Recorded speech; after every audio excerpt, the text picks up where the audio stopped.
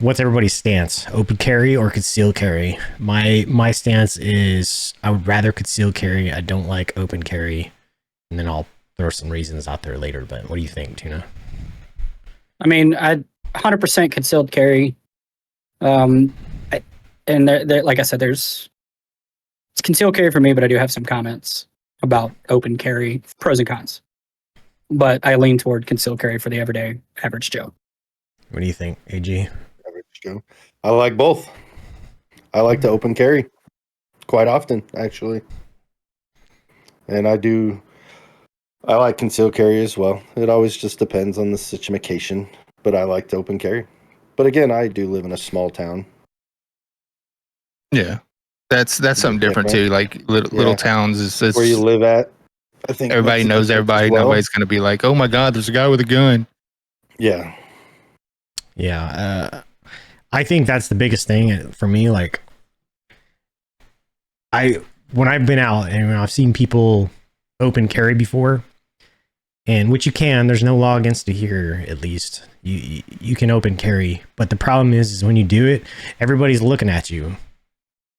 That's my thought. Is like you're just drawing attention to yourself, which for me personally, I don't want to do that. I'd rather conceal carry and people not know that I have a weapon.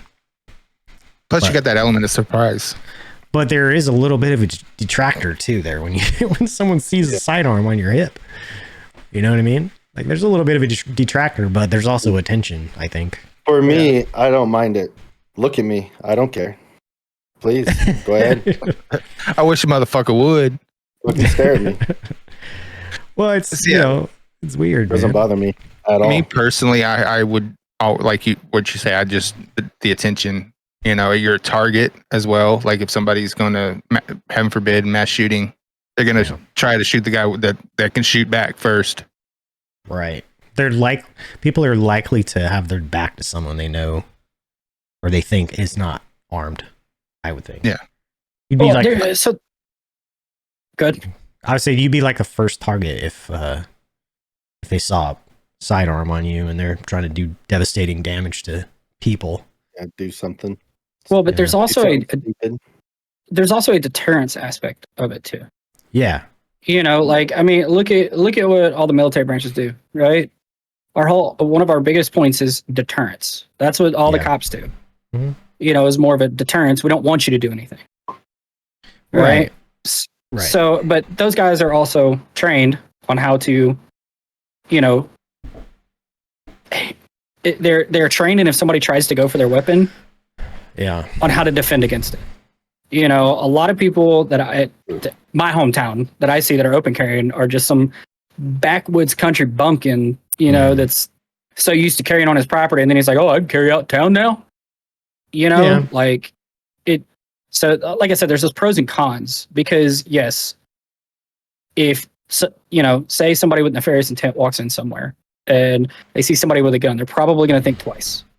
Maybe. Not knowing what any background is. They're probably going to just, okay, boom. So guess what? Open carry did its job. It did its deterrence. Right? But then if you get the one bold guy, that's where you're going to be the target of opportunity at that point. What's worse is a male Karen with a carrying. Oh, God. Karens in general. Chads.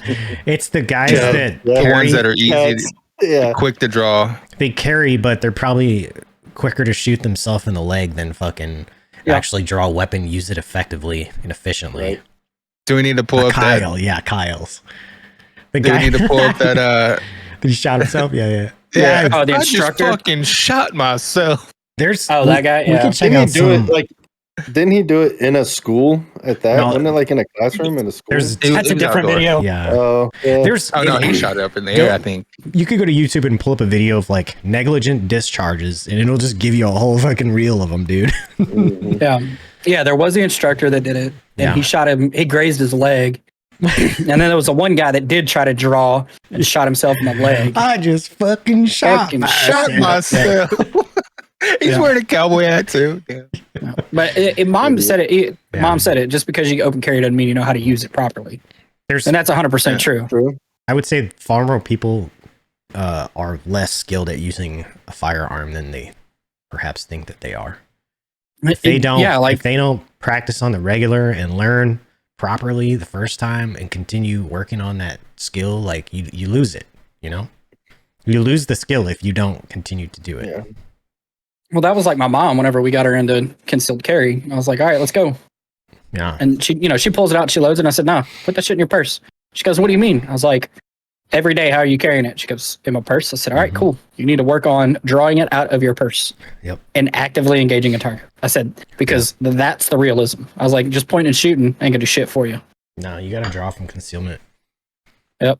Practice it over So, and yeah. over. She goes once a week now. In our small town, my dad would tell me, you know, that person right there's got, he carries a gun in his boot. And that one carries a gun in his back and behind his way. He knew like everybody that concealed carried in our small town and where they kept it. Then they're not concealing very well. Well, no, that's just a case of everybody knows everybody. Yeah. And they all know exactly what type of gun they carry too, because they've all seen each other's guns. Mm-hmm. That's exactly what that is. That's, for me, like, I don't know if that's even an information that I would be sharing with people. You know? I don't know. I don't share with everybody. Carrying, I'm not telling you I'm concealed carrying. No, yeah, I generally will not do that, and you know, will make sure I carry in a place where I'm not printing too hard, or most people don't notice that shit anyways, but don't be wearing a schmedium fucking t-shirt and carrying a hip fucking holster inside the waistband holster. Because it'll print. That's where I carried. Yeah, but if you're wearing a tight ass shirt, I mean, it's going to print, and some people know to look for that. So now I keep it in my bag. Yeah, I like an appendix carry or a 6 o'clock. Well, I don't want to say 6, so like maybe a 5. I like that position. It's most comfortable, but my shirt in the back rides up so easily that I'm afraid that I'm just gonna flash it by mistake. And it's tricky to draw from there too, man. Honestly, it's tricky to draw from the back. Well, so I'm better drawing from the back than I am appendix. I'm Really? just now getting into the just now getting into the appendix side. Well, but I mean, ever since I turned 21, I've been carrying a concealed, you know, like that 5 o'clock ish position. Yeah, kind of over the butt cheek a little bit. After I got shot at 21, that's when I started carrying. Yeah. But My thing was I'm never gonna be a fucking victim again. Yeah. It makes sense, you know. I would rather be not needing the shit and having it, you know. Say that all the time. That's the reason why you carry, because you'd rather need it and not, or have it and not need it than need it and not have it. Yep. Yeah. That's what I keep trying to tell Ashley, but she's like, what? And I'm like, come on now. The other problem too is that you got people who shouldn't be carrying a firearm no matter where, because they don't have the emotional capacity to fucking handle their own emotions. And there's far too many people like that. Yeah. I mean, these guys that are going to draw a gun in an argument, you know? You see the cop that had to discharge their firearm and then had a full-on breakdown, panic attack. Yeah. What? Are you talking about the one on the side of the road that shot that lady and then he was freaking out because he thought he shot the people in the Jeep too? No, I think it was at somebody's door. Like they were going into somebody's house. Oh, there's so many. There's so many of them out there. Was it a negligent discharge? Or was he actually firing at somebody? He was firing at somebody. Oh, I think they were charging him or something. I mean, you can do a FOIA request and get body cam footage. Oh, there's video footage of it, but I can't remember. It's been so long ago I saw it. Well, but I'm just saying, like, you can get pretty much any shooting that happened. All you gotta do is request it. Special shirts that are no longer in the front and back. Maybe there's a certain type of inside the waistband host you can get. It was literally just like a little flap, and you pull it, and it'll pull your weapon out. Yeah, that thing. I don't like those. Sucks though. It's more actions you have to take, I think, in order to instead of just like a quick boom, you know, you're out, boom, you're out. You have to like shirt up, lift the fucking thing up, take the gun out of the holster, you know. It's like a bag that I keep in front of me, and it's got a pocket in the back. You mean a fanny pack? In it. No, it's a messenger bag or a sling bag. It's a sling bag, but I wear it over the front. Yeah. That way I can pull from it. Man purse. Well, that's like those old Vietnam style freaking suicide holsters. Which ones? The ones that like tuck all the way in that you got to pull all the way out. Yeah, the plumber special. Yeah, that is not a man purse. Okay, it's not. It's not a man purse. If it didn't have the Molly system on buckle. it, yeah. Still a Merce. If it didn't have the Molly system on it, you got nothing on it. It's a tactical Merce. But it's got the pocket in the back. Tactical Tactical Merce. There you Merce. go. Tactical Merce. Don't be ashamed about a tactical Merce. At least it's not just a Merce. I freaked out because my gun wasn't in there. I'm like, where the fuck's my gun? I forgot I put it by my bed. So I've got, because I wear a lot of basketball shorts, and I've got into the belly band thing. Yeah. But what I got is, so I got a inside the waistband Kydex holster, and the belly band that I bought will actually, my holster will fit inside the belly band. Really? So I can't use the belly band by itself. Is it the one like the belly band thing where you can put like your phone in, your ID, some money or something? Like it has a little slits. I didn't know. Oh, I know what you're talking about. Mine literally, it just has, it's the band, and then there's a little spot, and it's got a little reinforced bar and a sleeve, and I just tuck my holster in it. Clips go right here, and it's clipped. It's a holster. No, it's a belly band that hold on. What the fuck is a belly band for? What do you use a belly band I'll for? Show you. Hold on. It's so if he's not wearing a belt or pants, something loose, like he's talking about his basketball shorts. If you put it your holds it concealed up? carry, yeah, it holds it up. So like if you tried to put your concealed carry holster or something on your basketball shorts, you know, that shit's gonna. Oh, gotcha. So, I mean, is that the purpose of a belly band, or is it Purpose of the band he's talking about is like, is it made for doing what he does with it, or is it made for something else? You know, I think it's made for what he's doing it because it has the reinforced like the bar metal shit. bar on it, little part to attach. I have a jacket that I've modified, and I sewed in a back pocket from blue jeans in it, and then some elastic, so I could carry into that. The elastic is sewn, so it holds it secure. Because what I have is like a runner's belt type thing, but it's not a belt. It's just this piece of like, it's like a neoprene almost, and you put it around your midsection, and it has little slits. You can put like your phone in there, a wallet, or an ID card, or some money, or something, and it holds it real close and tight, so nothing's like bouncing around while you run.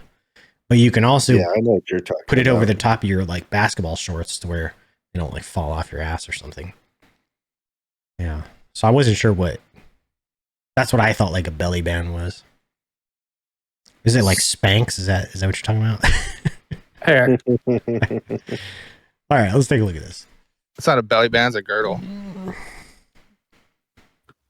So this is what I got. So it's made to carry a weapon. Accommodate a holster.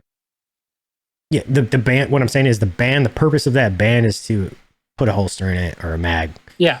And carry. Yeah. Seeing this is the holster that I got. Yeah. Now does it sit high? No, you can adjust it however you want. Okay. And you can position it also, so I can carry it. It's almost like those alien holster, kind of in a way. A little bit, yeah. They're big, and they like, so you don't feel like stipples on your fucking bare skin, you know, from a. I mean, you can still feel it. Like I got a 365. Yeah. So I wear mine. Let me see. So I wear mine probably like 1 o'clock. This is where the top of it is. Yeah. So I wear mine a couple of inches lower. Oh, okay. So it's just like a couple. I don't let it ride it high. Yeah. Yeah. Well, that makes sense. That's cool. I like that. But yeah, so now like I can. And it clips nice. Your holster clips get like really well in there, like it's around a belt or something. So I don't know if you can see. I gotta click on you. The clips. Yeah, I'll close this out. I got you up. So the clips on mine. Yeah. You see how they come back? Mm-hmm. Like I have to push my holster down, then lift up to get it off because that motherfucker's not going anywhere. They look similar to the clips on expensive clips on mine. Tenacore holsters, highly recommend. Expensive, but they're great. Yeah, and they got the little butt right here. That would be perfect for where I like to carry, having a belly. Yeah, this little adjustment bar right here. Yeah, it butts up against my belt, so it forces my grip to push into me. Oh yeah, so there's way less printing. Yeah, way less cool. printing. Good. Nice. I like that. I haven't seen one of those before. I go all sorts of functional. Yeah, I'm more of a fan of the the concealed carry, just preference. I mean, unless I'm out on my own property or, you know, out if I'm out in like state land or something, shooting random targets and shit in the woods or out traversing the woods, like I'll probably open carry there just because of the ease of it. But and there ain't anybody around, you know. But other than that, like public places and stuff, definitely concealed for me. Exactly. Even though you can do it here, I don't. Yeah, for me, like I'd open carry. Yeah. You know, like if I had a full size gun, I'd open carry, but I've got a little bitty 365. Like there ain't no point in open carrying that thing. Like I could conceal it just as easy. Yeah. But like I used to carry my whenever I was stationed in San Antonio, I had a full size 2022 SIG, and I would open carry the shit out of that. And everybody's like, "Why are you open carrying?" And I was like, "Come try and take it. Let's find out." You know, like because I can defend it. Mm-hmm. You know, there's some people out there that do not know how. So like AG, you know, he's out. You know, we're out going do the thing, and he's open carrying. I'm like, okay, have fun. You know, fuck around and find out. Mm-hmm. But if you don't know how to do it, if you don't know how to defend against somebody trying to take your weapon, I would say do not ever open carry unless you're out in the woods hunting. You know. Yeah. Yeah, I carry my full size 45 when I open carry. Glock 21. Yeah, I that would be a concern, I think, for people that do it just because to do it that could be disarmed easily. That don't know how to defend against that kind of thing. You know? It's really funny when we teach, you know, combatives, you know, for our purposes, you know, which is basically just grappling. Yeah. But ours is, you know, weapon retention. How do you keep somebody from grabbing your weapon? So you got guys that are black belts in jujitsus and all that. And I'm like, I am going to grab your weapon and I'm going to put it up against your head because we use the little fake red guns and all that to teach.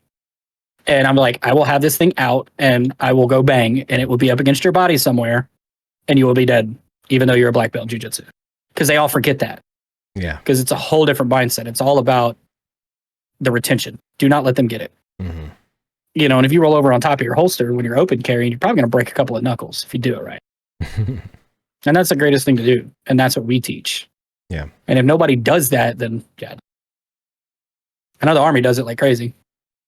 Yeah, but we use blue. Yeah. We use blue. Blue guns, red guns, it all depends. Yeah. Yeah. No, I think the worst combatives thing ever is the knife. The knife is the hardest. Yeah. And when I did level 3 combatives, they used an electrified knife. So you got shocked when you got stabbed. It was not fun. No, not at all. I've been through all those. Yep. And you're getting stabbed. It's almost impossible to not get touched somewhere, somehow by that knife. It's with somebody who can. You're lucky if it's on the uniform. Yeah. We used to see the one. I saw a video. I don't know. I can't find it now. But there was a guy, fucking open carrying, fucking the Dirty Harry's, the 44 Magnums. Yeah, on a motorcycle. Yeah. Imagine trying to unholster that fucking. Hold on. Remember the original Batman when the Joker pulls like. Oh yeah. Yeah. Hold on. Bang. It's almost I kind of like expect the bang flag to come out of those guns. It's almost like but the 500 was the appendix carrying those things?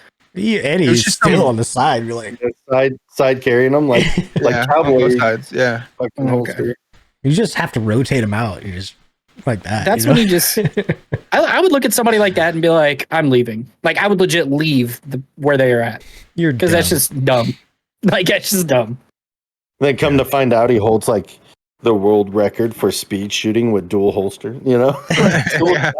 You're like, all right. He's a legit badass. Yeah. But I guarantee you somebody that does do competition type shooting are probably not carrying 44 Magnums. No. Because it's all about practicality, you know? Like at the end of the day, it's all about practicality. I mean, have you seen them stand when they get ready to do that shit? They're like, they're fucking lean back so and they're just in this really uncomfortable, compromising position that it just does not make sense. in a combative like arena in target shooting, sure, you know, you're trying to get your gun out as quick as you can. So they're like all leaning back really far, you know, and it's really weird looking, man. You should pull, what's his name? Jerry Missinek or something like that. He's like the world's fastest shooter. He actually lives around here. Yeah. But some of those guys in those shooting competitions look absolutely ridiculous when they do it, but they can draw very fast that way and get on target really, really fast. I mean, they're probably only 7 yards away anyways, but still. And if you can't hit something at 7 yards, then you just shouldn't be fucking carrying a gun anyway. You shouldn't be carrying them at all. You should just carry a bag of rocks. So I actually met him at the range over here. He goes and does quick shooting. So he was actually teaching a female concealed carry class. Ladies' night. So the range over here, that's close to my house. It's actually ran by the state. It's a state funded range, but it's for all the law enforcement agencies around. But what they do is they offer the general public can go and shoot for free. They offer free targets. They got a 100-yard rifle range. They got a pistol range. But then on the other side of it is where law enforcement could go. Yeah. So all I got to do is show my badge and I can go over there. And it's an open range. We can do whatever we want. Oh, that's cool. You know, and that's where they do all their tournaments. And that's where he was at. And me and one of my buddies were going over there to shoot one day. And that's where we saw him. And he noticed, he goes, that's a security forces badge. And we're like, yeah. And he was like, oh, shit. Yeah. So we got to talking to him for a little bit. Yeah, I've seen some of his videos on the web, man. It's crazy. Dude's insane. All I could find on that Jerry dude was him doing fastest 8 shots on 4 targets. Isn't that wild though? It's not coming up for some reason. Yeah, it's not loading. It looked like he was moving the muzzle of the gun at all to hit the 4 different targets. Just bow, bow, bow, bow, bow. Yeah. This isn't loading up. I'm not sure why. What? Your screen is not. Yeah, your shared screen. You might want to try it again. Close it and retry it. Yeah. Yeah, it's just like loading over and over. It is. There you go. Okay. Wouldn't it be better if a leather holster could lock? With limited. I have seen those. In 1999, they sponsored a publicized attempt by shooter Jerry Michalek to challenge Ed McGivern's speed shooting record set back in 1930. Performance Center built 8-shot. And in 108-degree heat, I believe it was, down in on. That's ridiculous. So he's not from the draw on that one, though. He did 8 rounds. None of them are from the draw on this video. What is he shooting at 22? The 6 shots, a reload, and 6 shots in 2.9 I think it's 38 seconds. Yeah, I think it says 38. Oh yeah, there's a little bit of recoil. Jesus. That reload though. Yeah. Like, that dude's wild, it's insane.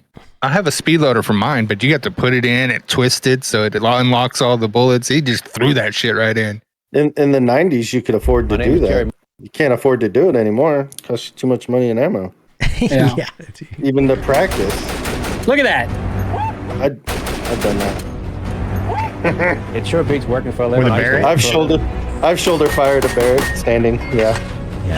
It's not fun. I enjoyed it. My job afterwards. I shoulder fired a 6.5 Creedmoor, and that was pretty fun.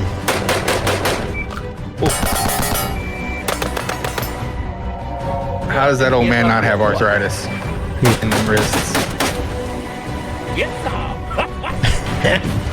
Dude, a deagle. I don't care if we get copyrighted on this one. Bro. Yeah. Just cut it out. 200 yards upside down. Shoot fast, huh? I mean, it's wild, man. Gangster shooting. I'm finally waking up today. And actually hitting things. Yeah, and they're like, oh, he's just not accurate. Well, watch that part.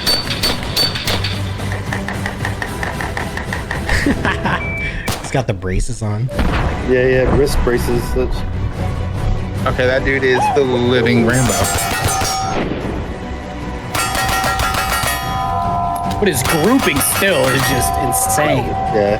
He had one one round kind of move. Yeah, he just jerked a little bit down, but he just he shot too early. He was just hip firing Chris Vectors. Yeah. That right there crazy. was good for you. I don't know Dual if it was good for you, hit but it fire. was good for me. Fucking akimbo that He shit. did it. I mean, he did 8 rounds. The best I've ever done is strung, and I've shot clay He pigeon. did 8 rounds on 4 One targets time. in 1.06. This reload 6 is shots, just a reload. and That 6 that shots, reload is insane. 2.99 seconds. It's He's crazy, literally man. just throwing them in there. 2.99. That's crazy. A lot of people ask me, well, how do I get to the next level? Well, you get to See, the it's next the level by mustache. being the That's first where how he one got to the range next and the level. last one to leave. No, I don't believe that. All right. I believe it's the power of the mustache. I don't believe it. It's not a mustache. But watching that dude shoot in real life is just insane. Yeah. You know that, I mean, watching on video is cool, but like, you lose stuff there, you know what I mean? Well, they actually closed down the range and they just reopened it earlier this year. I hadn't been back since, but they used to host competitions and he's always in them. Yeah. And I want to go one day just to watch. I just want to watch him shoot. Does he do like 3-gun competitions mostly? Or He does it all. Does he do like He'll do he'll do the revolver, the race guns, the 3 guns, the 2 guns. Like he does it all. Wow. Okay. So, and I mean, and they have a pro division around here. Pull up a quick draw fucking fast draw quick draw competition, dude. It's hilarious watching. It's almost like watching speed walking. You ever seen that? Oh yeah. Olympic speed walking, bro. These motherfuckers can run. They can walk faster than I can run. It's ridiculous. Cowboy Fast Draw World Championship. Yeah. What you got to watch like how they stand and everything. It's crazy. This happened at our local Let me gun find a good range video. from an employee. What? Okay, here we go. Oh, man killed an apparent accidental shooting at Cypress gun range. Supposedly he was cleaning the gun and it went off. The employee was cleaning the gun and went off and killed a bystander in the parking lot. Oh wow. I don't understand that either, man. I don't either. What? I don't even know where to start with that. Like, how does someone, how is that a thing? How can people sit there and say, oh, I was cleaning the gun, it went off? That doesn't make sense to me. That happened to my uncle. I thought it was hilarious. You literally It have doesn't to make sense fucking... to you because you know Yeah. to clear it and make sure everything's good. But to have these morons, they don't realize, oh, maybe I should take the magazine out and clear the chamber Before polishing the trigger. or I'm cleaning it and boom. Yeah, it just doesn't make sense. The sad thing is, and the stupid thing is he said it was an employee at a gun range who That's did it. wild to me too, man. Like, Yeah. That's okay, wild. how are you an employee? Let's say your gun even has a round in the chamber, right? And you move the selector over so you can take the slide off. It was a rifle. Oh, it was a rifle. Yeah, it was a rifle. It's a rifle range. Okay. I was gonna say, like, 48 pistol, you acres, take the something slide like off, that. like you're not doing shit after that. If y'all looking for a business venture, that range is for sale. I'm sure that no one's gonna fucking go there ever again. That happened like 5-6 years ago, and it's just now going up for sale. Yeah, I exactly. wonder what kind of rifle it was. That's what I want to know, Cam. How do you fucking clean a weapon without unloading it first? It doesn't make sense to me. I know what you're saying, AG. I know. We know that you need to make sure it's clear. Yeah. See, I want can to know what see. kind of rifle it was too. Like, was it a magazine-fed rifle? Was it a bolt-action rifle? I'm pretty sure it was mag. I think it was like a tactical AK, like a black AK, not a wooden. That's I could imagine if people are stupid and have those weapons in their possession, like they don't know how they fucking work. You know? Let alone that's a person that's working at that range. Yeah, exactly. Who's supposed to be vetted and trusted and have operational knowledge of weapons. Yeah, that Bob Munden dude is insane with the quick draw. I do remember seeing him on like Ripley's and shit. I mean, you look at their... How fast? Yeah. In slow motion, we're able to time his draws to less than 0.2 of a second. You notice he's looking at the gun the entire time and not where he's shooting, not his target. That fast? He didn't have any trouble hitting this cup before it hit the ground. And this balloon didn't have a prayer. I mean, the Watch balloon this. doesn't have a prayer because you're fucking 3 feet from it. Now watch again carefully in slow Maybe motion. 5. In 1/10 of a second, he fires off not one but 2 shots, hitting both Now that's balloons fucking dead crazy. on. That was damn good. Yeah. I think he's got bird shot in it, not regular rounds. You think so? Yeah, had a snake shot. Yeah, some Put a snake shot in it. Yeah.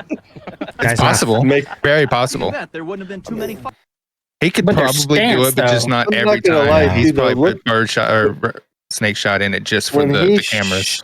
when he shoots, that's a lot of smoke plume too coming out. That's a lot He's of. been doing this for Oh, more It than might, 30 it's years. black Kind of powder. weird. Just how fast? It might be Slow motion, fucking we're able to time his draws cap and to less ball. than 2/10 That's a of lot. second. That is a lot Fast, maybe, for. but could That's be what I'm anything, saying. or any That's one not drawing normal. fast.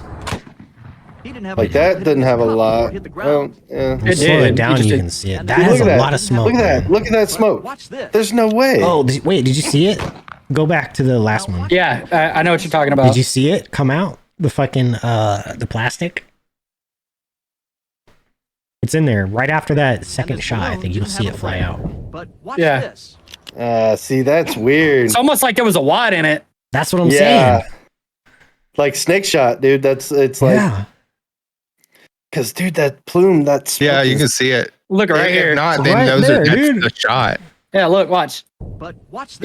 Yeah, that was No, it. that was a piece of Didn't have a balloon. prayer. He's a fraud. And this balloon didn't have a prayer. But watch this. That's a piece No, of you balloon. see it afterwards. You I can don't know, see man. the spread though. You Now, see watch that again carefully spread in of slow it. motion. In 1/10 of a second, he fires off not one but 2 shots. I mean, that's hitting both pretty balloons fucking dead legit on. too. That speed, Not but too much- at the It same is. time, if you don't have to be that accurate, I mean, because you got a fucking Yeah. shot coming out of it. I mean, yeah, whenever you got snake shots, I mean, look what happened in Warzone 1, man, with snake shots. Oh I don't know god. if it's a snake shot or not or what, but that was a little weird. The smoke coming out was weird. That's a lot. That's a I lot. think of it smoke was coming out. cap and ball, but he had like a shot ball, like multiple shots in a That's what I packing. think he had. But that's black But that powder wasn't a- smoke. So it's cap and ball had to been. I don't know. In a regular 6-shooter. Yeah, and the original Colt 45s, they were all cap Yep. and ball. Yeah. They were. It's true. So he just loaded it a certain way. Yeah, I mean, you can do that. Yeah, you just put a plastic ball that has 100 freaking little bitty tiny BBs in it. Because I'm guessing it was that the way he was using it. I mean, it could have been a dual action, but it was most likely a single action revolver. Mm-hmm. Yeah, it looked like he was hitting his hand on the across the hammer, firing a second Yeah. shot. But yeah, single action revolver with Mhm. some special loads in it. We'll just say that. All I'm saying is it doesn't look like a regular friggin' Yeah, some- projectile. I'm giving him the No. benefit of the doubt and saying he just loaded a shot in for the cameras. Like he can do it, but not every time. He wanted to make sure he could do it for the cameras. Sure. Okay, I Well, get but- that. So, but with the single actions, though, or whatever, with those guys, if you can get your hand down there quick enough, you don't even have to pull the trigger. You just let it go. If you don't lock it back all the way, you just let it go. It's going to hit the primer and it's going to go off. That's what I think he did when he did that Well, double No, those shot. old Man, if you cowboy, just the old hold cowboy shots, they just hold the trigger and they hold the Rack trigger. the Hit hand the down. hammer, yeah. Yeah, hit the hammer. Yeah, that does that too. How much flash and smoke is likely a blank and blast from the barrel will shred styro C or I mean, True. maybe, Yeah. yeah. You might be right. So, that no, close it- too. when He's I- 5 feet.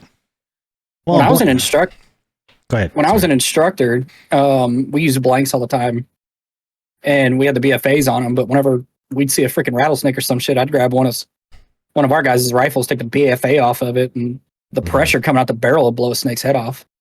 from the blank. Yeah. Yeah. Mhm. Yeah, I- I used to kill rattlesnakes all the time.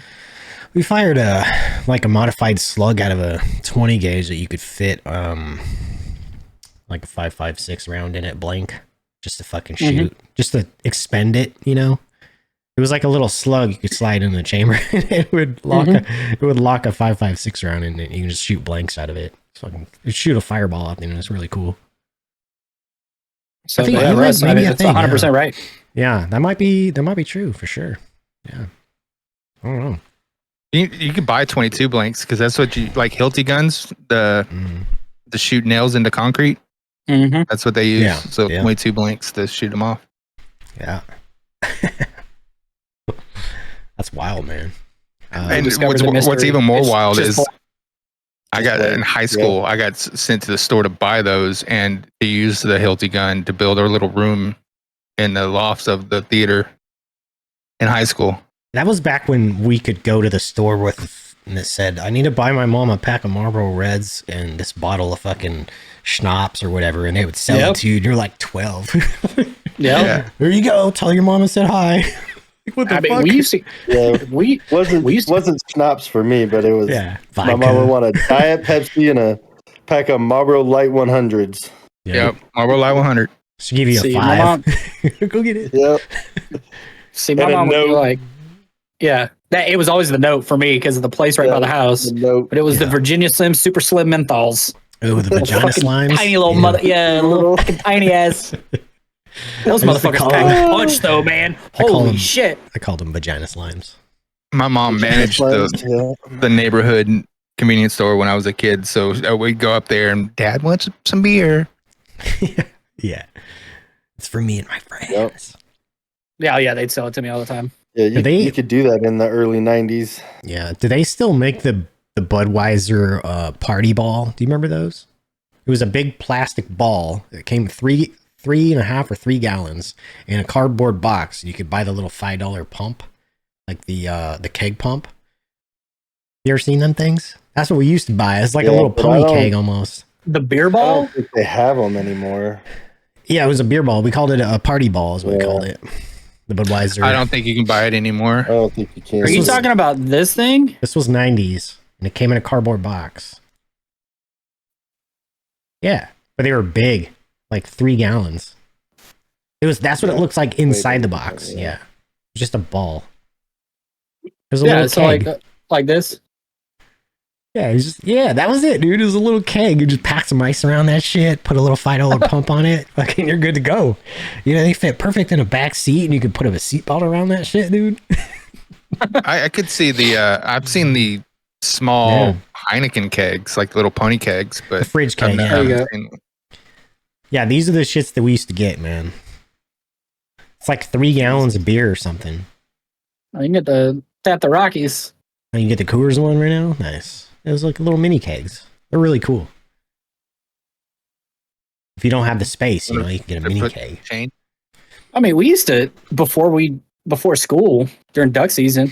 We used to go fucking hunt before school, and then we just leave our fucking guns in the back window. That was the normal thing at school. When I was there too. You'd have your dashboard be covered in fucking empty Copenhagen cans. Yeah. And then there'd be a gun rack in the back window of the pickup, and there'd be a couple rifles on it. And Ours it were was in a shotguns. school We were big parking duck lot. hunters. Shotgun or a couple long rifles in the school parking lot. No one batted an eye, man.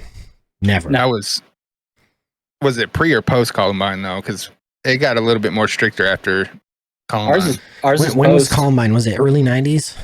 98, 97, 98. It was Maybe pre 99? then. Pre, because I was in high school in the mid 99. 90s. You would have I was graduated, graduated like 97, 98? Eight. 97? Yeah, I graduated in 98, and it wasn't even a thing. It was like, I graduated 2000. It was Yeah. April 20th of 99.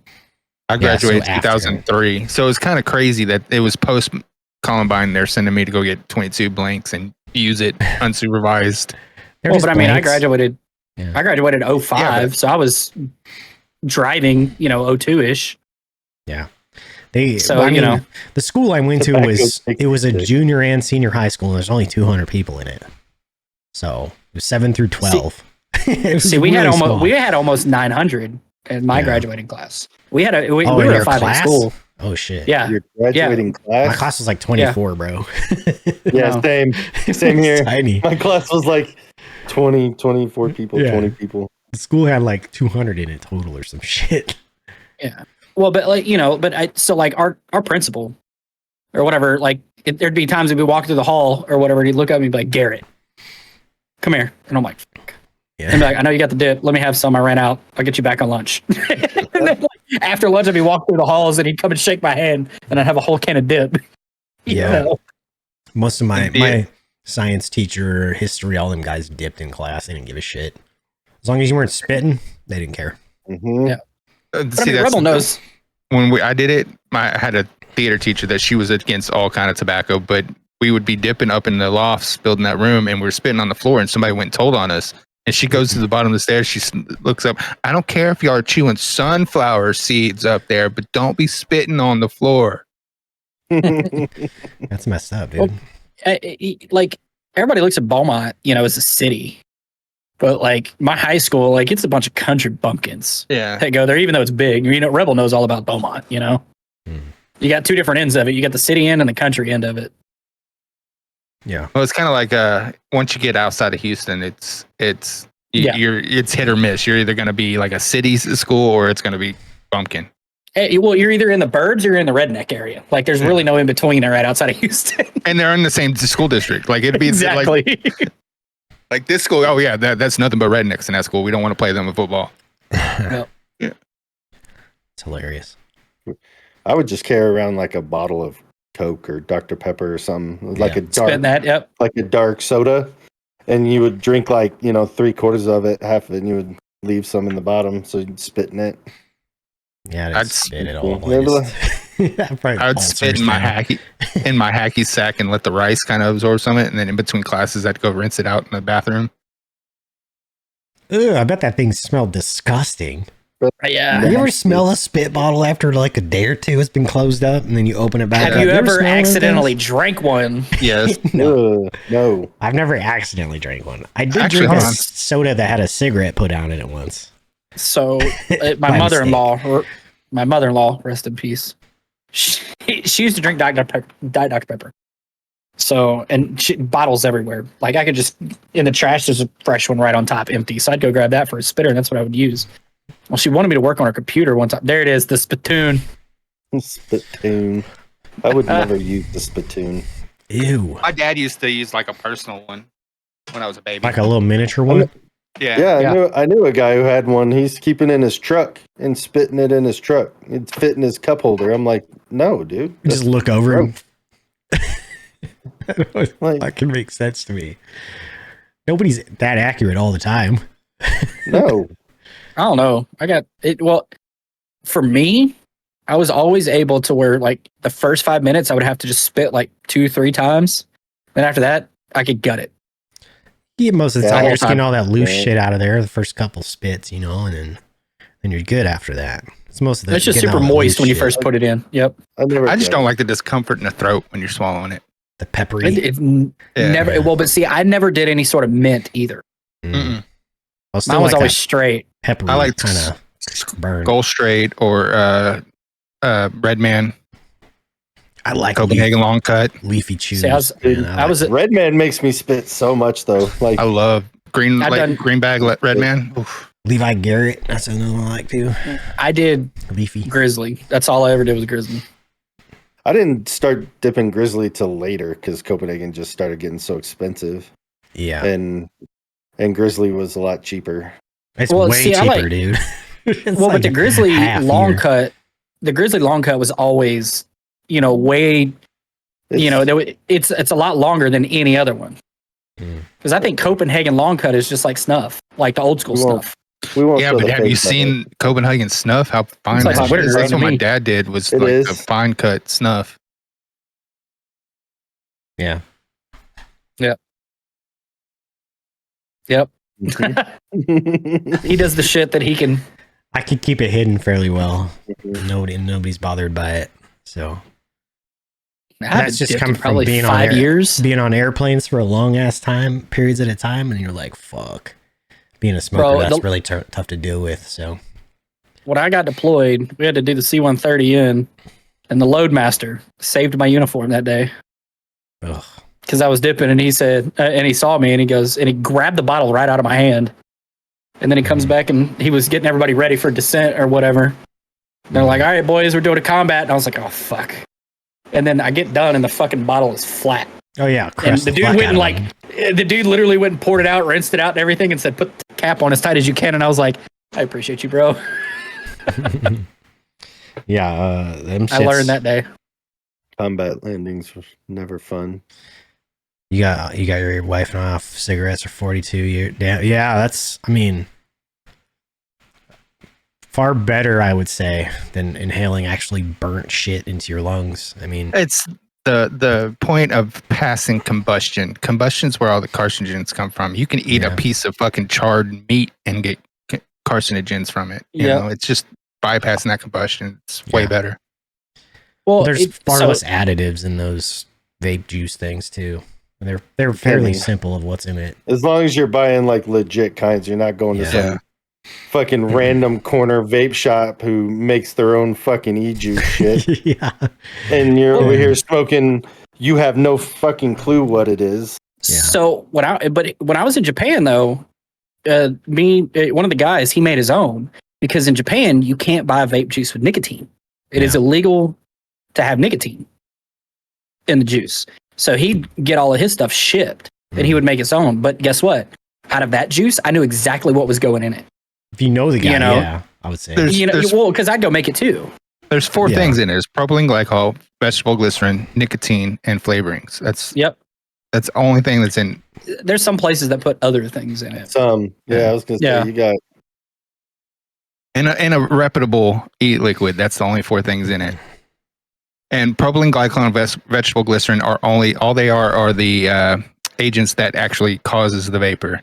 They're in inhalers, they're in nebulizers, breathing treatments. It's not anything bad. Have you seen this one's only got 4, the one that I do now. Have you seen the things? What was that one company that shit the bed? It was they made vapes, little cartridges vapes, and they were really popular for a while. There was a whole documentary on it. Juul. The Rise and Fall of Juul is a documentary, and people were like, I don't know what was going on. People like were dying from, and their lung capacity was, they were basically damaging their lungs, something like a collapsed lung, and just very, very bad like health issues. That's because there was like 50 milligrams of nicotine in them. Yeah, and then and people were hitting them so much and so hard. They're basically using the equivalent of like 2 to 3 packs of cigarettes a day. Yeah, and nicotine and other chemicals, and it was fucking them up so bad because they were basically sucking on this thing all day long. No breaks, just constantly making clouds. So I swapped over to the Salt Nicks. I'm sorry, and I use it's a different style of juice. Or whatever. It's actually more concentrated. What did you call it? Or whatever. So they call it a Salt Nick. I thought you said Salt Dick. I'm like, what the fuck? No, Salt Nick. So it's a lot more concentrated. Yeah. The vitamin E. That's right, Russ. That's right. Sorry, go ahead, bro. Yeah. So so like most of your regular juices or whatever, they have like I think it's like 3, 5, 15, 20, 10, something like that, or whatever is like the milligram of nicotine. Shit that I do has got 50 milligrams of nicotine, and it's a tiny ass fucking bottle. If I remember correctly, Suicide Bunny allegedly was caught putting titanium dioxide in their e-liquid to make it a silver color, and you can eat and drink it because it is food based, but you can't inhale it. What? And yeah, they were basically poisoning people. And that was a reputable company. At the time, it was the biggest e-liquid company in the business. Huh. What was it called? Suicide Bunny. I think it was in there. It was either Mother's Milk or something like that. The fucking kind of name is that? It's just a name of a juice. Bro, there's the names of e-liquids are just for, it's either sex or like edginess. Well, there's one brand called Coastal Inhale Toxic. Yeah, mine's Coastal Clouds. I used to have Barista Brew until they discontinued it. Barista Brew? Was it coffee flavored? It was salted caramel macchiato. Oh. Dragon's blood and tiger's blood. Tiger's blood. Ugh. I don't like the vaping coconut. I hate cherry. Anything. Mom, I can get you that. Let me know. I think I've taken a hit off a vape once. It made me choke. I felt like I was drowning. There's two different types of vaping. There's 2 different types of vaping. There's ohming and sub-ohming. Ohming, you hit like a real cigarette, mouth to lung. Like you suck with your mouth and then you inhale it. When you're sub-ohming, you hit that like a bong. You go straight to lung. You just inhale it. If you hit it mouth to lung, it will do that to you. It will make you choke and feel like you're drowning. But if you go straight to lung, it's nothing. It's like breathing. But that's what I tried. I tried. They told me to just inhale it straight off of it. So I'm like, and it just made me choke the fuck out of myself. I mean, it probably had a high number of nicotine there too. Yeah, I don't know. I was a smoker too, and it fucked me up. I was like, oh my God. I was a pack a day smoker, and the first thing I hit was a sub-ohm with 12 nic and died. Yeah, I don't. You're speaking foreign languages now. You got like 12 milligrams of nicotine. Sub-ohm, 12 nic. I'm like, what the fuck? Is this like slang for vapors? Well, vape slang? No, yeah, it is kind of. Sub-ohming and ohming is the resistance in the coil, how hot the coil gets. Yeah, it's like a fucking, it's a subculture thing, dude. It's out of my league. I know nothing about. I used to work for a vape company that was they made their own liquid, but they made it in a lab, and they were reputable. They actually went into Congress and tried to keep vaping from getting outlawed and all kinds of stuff. Like, they were very reputable making their e-liquids. They ended up going under. Louisiana just fucking irked my nerves. I mean, it's Louisiana. Out of all states, Texas and Louisiana, I figure, they're the last to do dumb shit like what just happened. They just banned all vape products that are not FDA approved. When that happened? 5 minutes ago. That is Thursday. Fucking Thursday. So I was out Wednesday and I was like, man, I need some juice. None of them. Or no, it was Friday. No, it was. I forget what day was it. When did I take JC? It was Wednesday, because I went out and grabbed juice and the normal juice that I get. I was like, hey, are y'all gonna order some more? And they're like, you haven't heard? And I was like, I don't keep up with the times. I just come and grab juice when I need it. She was like, oh yeah, tomorrow they're banning everything that's not FDA approved. So what is? And I got 3 bottles of fucking juice for $40. There's a list of 400 FDA approved vape products, but it's nothing like the. They're all contained. Guess. They're all made by they're pretty much all contained. Philip Morris. They're made by all the big cigarette brand companies, right? And they're cigarette brand companies. And they're stupid fucking expensive. Those are all the ones that are approved by the FDA, I bet. Camel. That's where Joel fucked up. They sold to Philip Morris. Right. Yep. Yeah. That's where they fucked up. Yeah, they did. Yeah, which is crazy. It's a whole marketing thing, but I would just make a wild guess. And most of the brands on the list probably are sub-brands of large tobacco companies that have like this snappy FDA fucking way to get shit approved. Somebody in your Louisiana Senate and got a kickback, baby. Got a little bit of pocket change. Yeah. Guarantee you, they're good friends with somebody who's runs a tobacco farm there. But I guarantee you, I know y'all all know what side it was. Oh yeah, you know what's? Well, I don't know. Anti-vape's more of a Republican thing. It's getting a kickback. It is not. Yes, it is. Anti-vape. But, yeah, I don't know whose views or what. Oh, anti-vape is a Republican thing. I would. Maybe. I would. But that's not what Tuna's talking about. No, the ones that got it banned. He's talking about it. The reason why they got it banned is because they went FDA, because somebody got money. Yeah, it's usually money. Somebody got some pocket change. Yeah. But in the form of a large black briefcase. Well, being from Freeport, you're just a short drive from Texas. And then I go to, but then I go online, right? Yeah, but there's no good freaking vape stores within an hour and a half. So I go online, right? And I'm like. And they're like, we do not ship to Louisiana. I'm like, you motherfuckers. So now I got to get it shipped to my parents' house, and then my parents have got to ship it to me. Mail it to you? Oh, yeah. They either mail it or whenever they come up and bring it. I live in Nevada, so we can get everything and anything here. Yeah. I got you, boo-boo. So would you say that is the lesser of evils, I suppose, if you're going to try to stop using like actual tobacco? Would be to do a vape instead.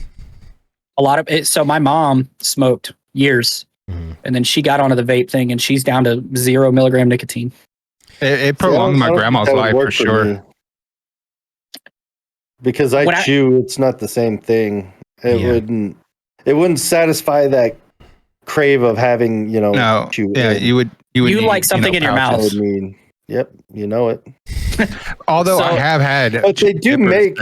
They make a it's got zero nicotine in it. It's like mint leaves. It's pretty much just they're not that like a mint or winegreaf leaf. They're terrible. They're terrible. And you put it in. Yeah. But I would do that just to quit chewing. I would do it. I just want to because it's expensive, man. I'm tired of paying for it. I actually stopped dipping, or vaping is what got me to stop dipping. Now the biggest thing is the nicotine. Yeah, for me it's the nicotine. I mean, I vaped, or you saw me dipping whenever we were in Japan. I don't remember, every once in a while. I'm sure. Every once in a while I would. Like that was like at that time where I was transitioning, you know? And I think the last year I was in Japan is whenever I was like, it was few and far between. It was mainly when I drank, which was a lot. But so I feel like fully loaded. So Russ, you can't build your own like vape things anymore. I don't know. People like customize them like they're fucking an AR platform and shit. See them all the time. I used to build coils all the time. I just got sick of it and went to the self-contained units. Yeah. Yeah, a lot of those like building your own clouds are like for mechanical mods where you just blow like insane fucking clouds and all that shit. Like, I wasn't into that. I was a flavor builder. Yeah, that's what I used to do when I build mine. But like, I got to the point where like I'm just like, I'm done. Like, I'm just gonna build one to last me a while, or buy one, and because it's nicotine for me. Yeah, I guarantee you when I retire, and the stress of the job is not there, I'll probably like damn near quit nicotine as a whole. Yeah. I'm just tired of it, honestly. I'm tired of spending the money on it. It's stupid expensive. I mean, it's fucking $9 for a can here, or $10 for a pack of cigarettes in Washington. $9 for. Luckily, this one's $5. But if you want the Camel version, it's $9 and some change. And this pack of cigarettes, you're paying $10. This is why I like being in the South. It's crazy. Everything's cheap. Unless you go to the res. It's like $6-7 for a pack of cigarettes here. If you go to the res, you can get it for a pack of cigarettes for $4 or $5. Yeah, but what's crazy is the res over by where we're moving is it's more expensive than buying them here. Really? Yeah. Oh, they must have them price hiked or something. There's price hiked. Gas is cheaper. Tobacco's cheaper. Alcohol's cheaper. Everything's cheaper on the reservation. Because the gas is cheaper. I don't fill up on base anymore. Yeah, it's cheaper to get it off base for me too, like at the reservation pump or something. Or half the time, the damn pumps out in town are the same fucking price as they are on base. So it's stupid. See, for us here on base, it's like 15 to 20 cents on average cheaper. Cheaper on base? Yeah. Yeah. Normally it's that way. Yeah, it's $4. Usually a little over $4 a gallon. Yeah. For gas. See, and I just filled up for $3.28. There's a good documentary called "A Billion Lives." Or no, not $3.28. The reason why they're attacking vaping and why vaping is a good thing for the industry. I feel like the way it's marketed is that it is a safer alternative. That's the way it's marketed. I mean, who's to say that it is or isn't? I don't know. It hasn't been around that long, so yeah. So right now things. Well, the only thing that 7 on base. How much? Sorry. It's $2.48 on base right now for gas. Must be for nice. gas. Jesus. Yeah, it's over $4 That's here. About how much it is just out on the streets here. Mine's like $4.90 something. Yeah, so Texas. So my parents actually filled up for $2.23 on their way up here. So there's 2 gas stations right across the street from each other, and they have gas wars. Yeah. It doesn't make sense to me, bro. Like, how in the fuck is it $5 a gallon here, $7 a gallon in California, and then you go 2 states? Yeah, probably 2 states over, and it's fucking $2 and some change. What the fuck? Well, it's cheaper here in Houston because it's refined here, so there's very little travel. Texas don't tax you $5 a gallon. Yeah, I have a refinery 30 minutes up the like 30 minutes away. Yeah, California. In California, their gas tax is like insane. It's like $3 or $2 a gallon. I don't even know. It's pretty high. It's like it's a lot in Cali, and even here in Nevada, it's pretty high. What I'm saying, because it's cheaper here in Houston than it is in Dallas or San Antonio. Yeah. because It's- you got it's- less travel, less cost shipping. No, it's the taxes. Well, I'm talking about from the same state. It's really not. Distance. I really don't make a big difference for the travel and shipping for the fuel. It's the state taxes. The state regulates how much they tax on the fuel, on the gas. Yep. Oh, yeah. And Well, I it's mean, crazy. you probably pay like what Rebel's saying is a road fee or wherever the trucks are being filled at, and the distance they have to travel to their destination. Like, whether it's traveling 500 miles or it's traveling 100 miles, you're going to get charged more for the 500-mile distance from that location. I think that's but not a huge difference. Yeah. So California is a 77.9 cent per gallon tax.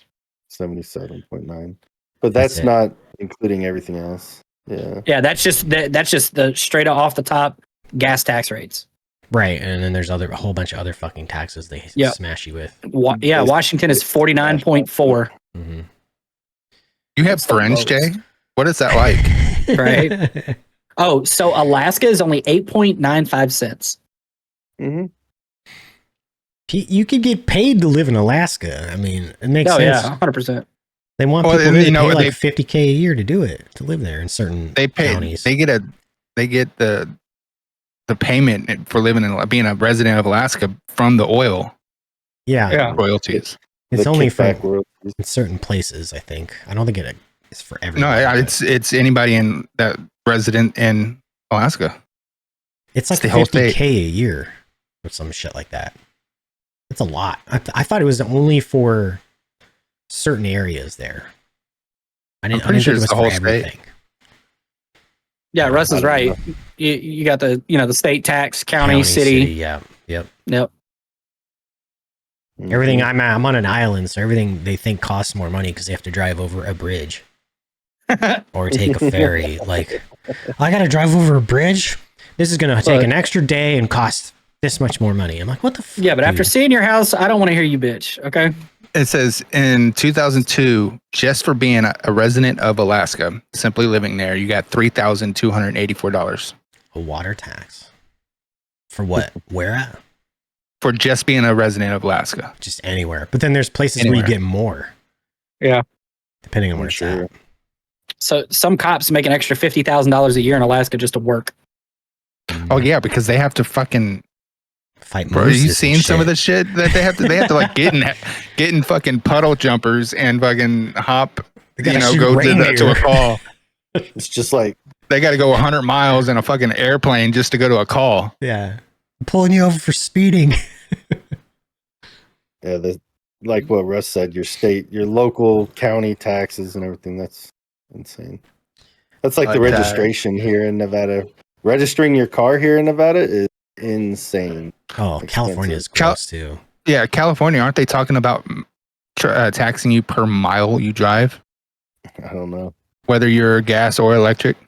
It makes such liberal sense to me. Like when we bought my wife's SUV, yeah. When we bought my wife's SUV, like Skep's seen it. It's a nice SUV, but it's not like real nice, dude. It's not like nice. $70,000 or $80,000. Yeah, but it's nice. It's real nice, dude. Let's just say that. But that thing cost. That thing was $1,000 to register it when we bought it. Mm-hmm. That's ridiculous. $1,000. So here, when I register my pickup, it is like $100 a year. My car, my Camry is like $60 per year. My little Corolla, my daughter's Corolla, that thing's like about the same, like $60 a year. I miss Texas for that, man. No matter what vehicle it was, didn't matter. It was like $70, whatever it was. Mm-hmm. My truck is for both of ours it's $77. Jay, you're getting $77. You're getting taxed. No matter what it is. Jay, you're getting taxed in California for not thinking. This is true.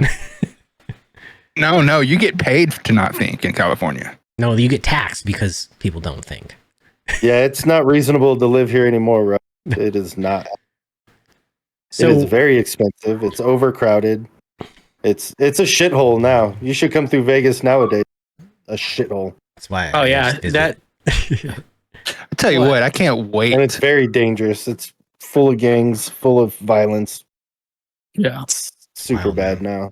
I cannot wait for a UFC or a WWE event in the Dome in Vegas. That shit's going to be so cool. Dude, $22 an hour for fast food starts in January for California. It's 15 here. And then they wonder why. Then they wonder why your Big Mac costs $8 now. Just the sandwich. Yeah, just the sandwich. They pay 18 here at McDonald's in town to start you out. So there's 16-year-olds out there making $18 an hour, and now you want to go take your lunch break and get a meal, a standard Big Mac meal at McDonald's. You're paying $15 for it. You're getting paid. They're getting paid $22 an hour to not get your order right. Yeah. Facts. 100%. I said no fucking tomatoes. You need how much more money for you to not put fucking tomatoes on my sandwich, please? Right? Yeah, it's crazy, Russ. It's bad. I'm born and raised here. I was born here in '82, but it was. Back in the day, it was $5.15 an hour when I started working. Was minimum wage, and then because I was able to count change correctly, I was making $5.50. That's exactly like every job I went into in fast food. I was like manager within 2 weeks because I did my job. That's because everybody fucking the attrition rate at those places is like every Wednesday. Here's our new hires because these people fucking quit. You know. Yeah. But you know what's crazy is I told Piper that because she was like, I don't want to work in fast food. I'm like, Piper, I was like, you do realize that if you get one job, right? So you get hired at Taco Bell when you're 16 years old and you stay there. By the time you graduate high school, you're making fucking good money because you're going to be at the manager level. Yeah, I was like, and then if you get up to be a general manager, you're making 50 to 60,000 a year. Yeah. Greetings, West. Greetings from Europe. Yeah. Greetings, West. Interesting. Yeah. No, you're right, bro. Russ was stationed at. You were stationed at Nellis. That's what Russ said. Nellis. I mean, it wasn't around back then. Isn't there a naval base? It was, but Air it wasn't Force base in San Antonio. Do what? What kind of base is in San Antonio? Isn't it naval? Air Force? Okay, no. Yeah. So they have Air Force and then they have an Army base. They have an Army base also. That's where the medics go for their schooling. So, that's where all DoD medics go. I think Navy's got Corpus Christi, Fort Sam, Houston, or something, or no? NAS. Yeah, Fort Sam. Fort Sam. Yeah. Naval Air Station, Joint Reserve Base in Fort Worth is an air station. The Navy, but all branches are there. It's a reserve base, and then Corpus is the big one. Navy, some Navy and stuff over there. See, I think it was because the uniforms looked kind of similar. The light blue with the dark blue pants. So I'm like, why is there a Navy base out here in fucking the deserts of Texas, San Antonio? The Navy's in pretty far away from the water. The Navy's in like this green color uniform now. Yeah, they probably went there for something. Yeah. Yeah, all medics. It was like a school. Medics go to Fort Sam, Houston, and then you have Lackland Air Force Base, which is where all airmen go to do their training. Yep. Oh yeah, that is where the Air Force goes, huh? Texas. Oh, and that's where the hub for my career field is in San Antonio. Lenny, what up, Lenny? But yeah, that's where. So we can't get away from San Antonio. We do basic there, and then we got to go back at least 3 times during our career, which I think San Antonio's not bad. I think my minimum wage when I first started working was like $4.25 when I started working. Or okay, $4.15. It was somewhere there. I think it was $4.25. The first time I went to San Antonio, went to the Alamo, I was very surprised that I thought like the Alamo was like this big piece of property. There's nothing around it. There's literally like a strip mall. But there's a strip mall right across the street. There's a mall next to it. Like where at? The Alamo. Oh, yeah. I was so taken back. Like, what the fuck? There. That's the Alamo? There's stores right here. And I'm looking at that. What? This ain't 1898, motherfucker. Yeah. There's stuff around. But you would think that they would have like preserved more of the Alamo property than that. There was nothing to preserve. All you had was the building. That was it. Yeah, but if you go and look, like Sam Houston's house is a whole freaking state park. Like there's hundreds of acres around his house. And Alamo is way more important than Sam Houston's house. I'm sorry. Yeah, but It is what it is. Now you got the river walk and all that stuff around it. Yeah. You literally I didn't walk. go to the river walk. You walk like 10 minutes from the Alamo, and you're at like a Ripley's. Believe it or not. Yeah. No, not even 10 minutes. It's literally across the street. Yep. Yeah, it's like right there. And then here's the fence, the street, and then Ripley's. Yeah. And then you go around the corner and you can go to Dick's, Yep. Right next door to Ripley's is a vape shop, like it's fucking Galveston seawall, Saying this is the Alamo? Is that what you're saying? Yeah. Yeah, this is the Alamo in San Antonio. Oh, if you look up the street view of the Alamo, dude, and then go around, there's a legit mall right next door. It's called the River Walk, and it's right by the Alamo. And you have big old hotel that the river goes through, and glass, and a bunch of shops, restaurants, stores, a Ripley's Believe It or Not museum thing you can go through. There's a wax museum. There's all kinds of just different attractions. Yeah. Did you all see the posts about The Rock and his wax figure or whatever? Yes. I don't understand it. No. I didn't understand it. Like, it didn't make sense. He was too light. Is that what it was? Yeah, there wasn't enough melanin. And the wax. The complaint was they didn't match his skin tone, right? Yes. Oh. They were saying they were whitewashing him. Oh. So okay. Madame Tussauds or whatever. Tussauds. Yeah. Tussauds. It's Tussauds, yeah. Madame Tussauds. Not the Swedish version, but. And he's pissed off because of the skin tone. Yeah, other people are pissed off. All right, here's the Alamo. Internet's pissed off. He don't even care. He's like, whatever. Look, look. There's the Alamo, and there's the strip mall. That big white mall, that big white building is the mall. Which one? The one with the flag on top? Yeah. Yeah. Oh. Mm-hmm. It's like and then literally was Ripley's. Ripley's is right here. Right there, yeah. So it's a tourist attraction all around now. Absolutely a tourist attraction. Okay. 100%. Nice. And then you go around the corner and you have the little river. And it's an actual little. Did you see that recruiter out there? World Records Museum, Guinness. Yeah. Yep. Nice. Guinness, and then right next to it's the Ripley's. Yeah. There. And then the Tomb Raider 3D. The Tomb Raider, it's a 3D ride. We did it. We did the ride. It wasn't Tomb Raider when we went. It was I think it was Lego. Like a Lego 3D adventure. And then you get all the freaking hotels around here. Yep, all the hotels. Yeah, but yeah, it's all. The river is like that little courtyard tourist back behind you. Yeah, goes down to the river walk. Mm-hmm. I don't know inverted. Hold on, calm down. Actually, I think I sat on that one little. Yeah, river walks right down here. River walk, yeah. Right there. There's a gift shop. Yep. Okay. Mm-hmm. Caricatures. Yeah, cool. There's the little river walk in the stream, and it goes right into that hotel. Yep. Mall, I can't go there, but yeah. That's about when I went to Cam. Yeah, Dick's is right here. Literally. Yeah, when he says it, Dick's you go out Dick's and you hook a left, there. and it's right there. Which Dick's is it? Fucking Dick's. The ones with the balls. Yeah. Dick's Sporting like Goods crap? or Dick's Last Resort? Dick's Last Resort. Dick's Last Resort. Yeah. That's the one where they curse at you and call you names and throw wet paper towels at you and shit, right? Yeah. Yeah. Put those paper hats on your head and write really dipshit on it, and cunt and all that. Yeah, they have one inside the Excalibur in Vegas. There's one in San Diego in the Gas Lamp too. It's pretty like funny. some are pretty dumb. Like when we went, we have 2 kids. Mm-hmm. They wrote allergic to condoms on my wife.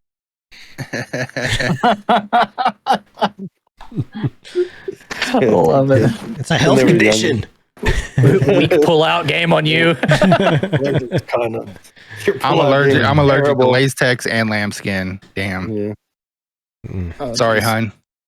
All right, I'm gonna get a refresh. Is it a wheat or a grain whiskey?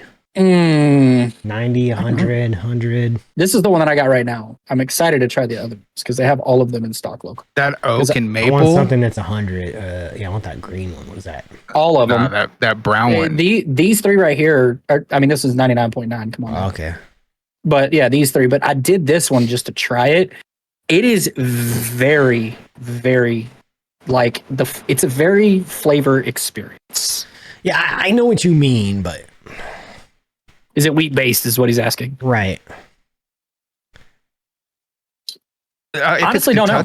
Because you got like whiskey has to be a certain make, right? To be a Kentucky bourbon. It'll tell you. Hold on, let's see. Corn. Okay. Yep. So corn, rye, malted barley. Yep.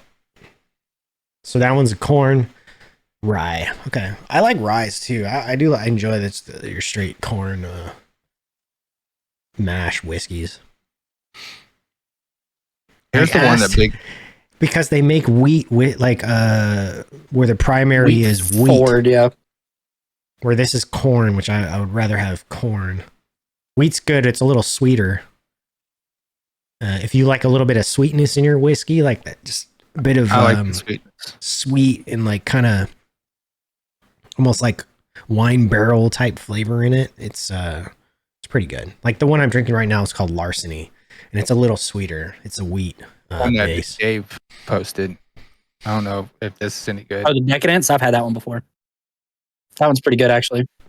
My favorite right now is the Elijah Craig 925 B barrel that I have. I have a bottle of it right now. It is phenomenal, but very rare. I can't get it anymore. So I bought an extra bottle just to have, but it's 10 or 12 years old, and it's like 132 proof. It is so good though. So I have a Russell's Reserve 13. Russell's, okay. Yeah, that's why I like the Tito's so much, is because of the sweetness from the corn, being a corn vodka. I don't. Well, not to circle back, but so he lost the 2.5% rusted. So he has 47.5. Skip. What? Oh, 47.5. Okay. Yeah, because it doesn't every year is 2.5%. Got you. Yeah. Okay. So I have an Elijah Craig barrel proof whiskey. It's fucking so good. The one I like to drink on the regular is Buffalo Trace. I'm not a fan. You know, like the standard Buffalo Trace, $35 bottle. I mean, if I can get it for $27, yes. That's what I'm saying, man. It's like bang for buck. It's probably one of the better ones out there. I won't pay more than $27 for the bottle, though, because I don't think it's worth any more than that. Mine's like $35. It's just really smooth. It's not like there's nothing in here. Nothing. You're not feeling that shit in your chest or nothing like that. So I'm a simple man. Give me Green Label Jack with root beer. It's a good mix. So, yeah, but for me, I'll drink Devil's Cut if I can't find it over Buffalo if it's too expensive. Yeah. There's a couple others that I prefer over that, but I like it because it's cheap and it's good for the price. Yeah, I like my Glenlivet. I'm still a Scotch fan, big time. But AG, you missed it. You need to try RD1 if you can find it. RD1. Yep, we just had it up on screen. Yeah, you need to get some R2D2. Apparently, some R2D2 whiskey and some 3CPO vodka. Spirits. Yep. So we got Lenny and Russ both in Kentucky. We got two Kentuckians. Okay, speaking of R2D2 3CPO, and we were talking about Mandela effects earlier because Cam posted one in the Discord. Oh, Cam, by the way, that lady's voice is super annoying. I watched it. Her voice is annoying as shit. Did you know, didn't know this, but 3CPO is not all gold. C3PO. Yeah, C3PO. He's not all gold. No, he's like brass. No. He has a silver leg. Yes. And he's always had a silver leg. And this RD1's pretty good? I'm drinking it right now. I love it. No, he hasn't. Which one? Yeah. Which one do you have? There's a scene in the movie. Blue, red, green, or brown? Hold on. How come there's the one I got right now? Pictures of him all over with gold, straight full bourbon gold whiskey? Because I think the action figures and stuff was. Look up the original George Lucas drawing. It's all gold. It's all gold. C3PO. It's all gold. C3PO, yeah. I think it's all gold, man. I think this is some bullshit thing that people are fucking with. It's all gold. No, I did go back and watch the movie, and he does have a silver leg. There's a point in time where he does, yeah. when they remastered all the movies and stuff. There was a time when he was rebuilt too. After like the Sandworm or something. Maker's when Mark, he rebuilt. Inexpensive bourbon. Yeah, I don't mind Maker's Mark. It's okay. It's like, you know, it's all right. I wouldn't go out of my way to go get it, but I don't even. Why are we looking at Wiki right now? I don't know. It's not even a trusted source. It's what? It's not even a trusted source. Exactly. You got to go to scroll to the bottom and actually use their cited sources. Yes, I know. That's where you start. That's wild, man. I every photo I've seen that I've seen parts where he has silver down. They're from the knee down, but yeah, Bantus. Yes, it was random pieces, right? So he was gold or the gold color, but there was a point where he wasn't because he was parts and pieces. Cam's right. I'm pretty sure that's the right story there. Yeah. Okay. Something like that. I don't know. I don't see a lot of the foreign Mandela language can be described kind of You don't explained away. You don't like Star Wars? You never I grew up on Star Trek. I like both, man. I like Star Trek and Star Wars. My dad was a Trekkie, and I never got into the Star Wars. But I'm also they're different stories. I mean, it is. I'm a Stargater. But like, you're just but weird. see, You're off the island. I don't like a lot of that type of stuff, though. I really don't like. You don't like sci-fi? The whole. I didn't either. I'm not a fan of sci-fi. I'm not a fan of sci-fi. I'm not. I don't know. I love. Like, I don't like. I don't like the Lord of the Rings. I don't like the fucking. What's the other one? Harry Potter. Like, none of that stuff. Yeah, Harry Potter. I was never really a fan of. But I'm not. I like the Lord of the Rings. I like all of that stuff. Yeah. I was going on a date with some chick when Lord of the Rings came out, and I walked out within the first fucking 10 minutes, and I was like, "Text me when you're done." She never texted me back, but you know, I didn't like it. Damn, it's not, you won't even deal with it to get some poon. I didn't have to worry about it back then, though, so I wasn't that worried about it. I was a whore back in the day. Legitimately. You still are. You just don't get none. I don't speak of these times. One. I don't speak of those times. They're in the past. Yeah, let's not get into that because Ashley I was the podcast, so I'm just gonna keep my mouth shut before I get in trouble. I wasn't. I was a perfect little. Despite his trying efforts. No, I mean, I had girlfriends and stuff. It just. Yeah. I'd stayed at home too much to go get some. You know, they'd have to come here, and then my parents had to be gone. So it's just. I was a perfect church kid. Not really. I used to go get ice cream. That was my excuse to my parents, and they all caught on. My go get ice cream was go in the back behind the house and in the woods and smoke weed. No, we just do it in the car or smoke cigarettes before I smoked weed. Man, back in the day. Yeah. And now I'm married, and now I've been married 18 years. Yeah. I think everybody was an idiot when they were young. Oh, of course. It's hilarious to me because when you get older, you can easily self-admit that you were a fucking dumbass when you were a kid, even into your 20s, I would say, for the most part. Most people are pretty stupid. I mean, but then when you're talking, if you're an older person and you're talking to someone who's that age and you tell them, like, the shit they're doing and saying is stupid, oh my God. It's like you just... Yeah. It's like the end of the world, you know? Cheerios? But then when they get to this age, they're going to look back and go, you know what? I was fucking stupid. 100%. But we did it back in the day, too. Like, our parents would tell us something like, yeah, y'all are fucking stupid. Now we look at it, we're like, wait, they were right. Holy shit. Yeah. Yeah, we were stupid. Time flies, man. Yeah. I know I was stupid. I know I did dumb shit. I know that my thought process is fucked up. My decisions were not great all the time. And yeah, I know that now. I don't think I ever made a correct decision in my youth. 45, dang, man.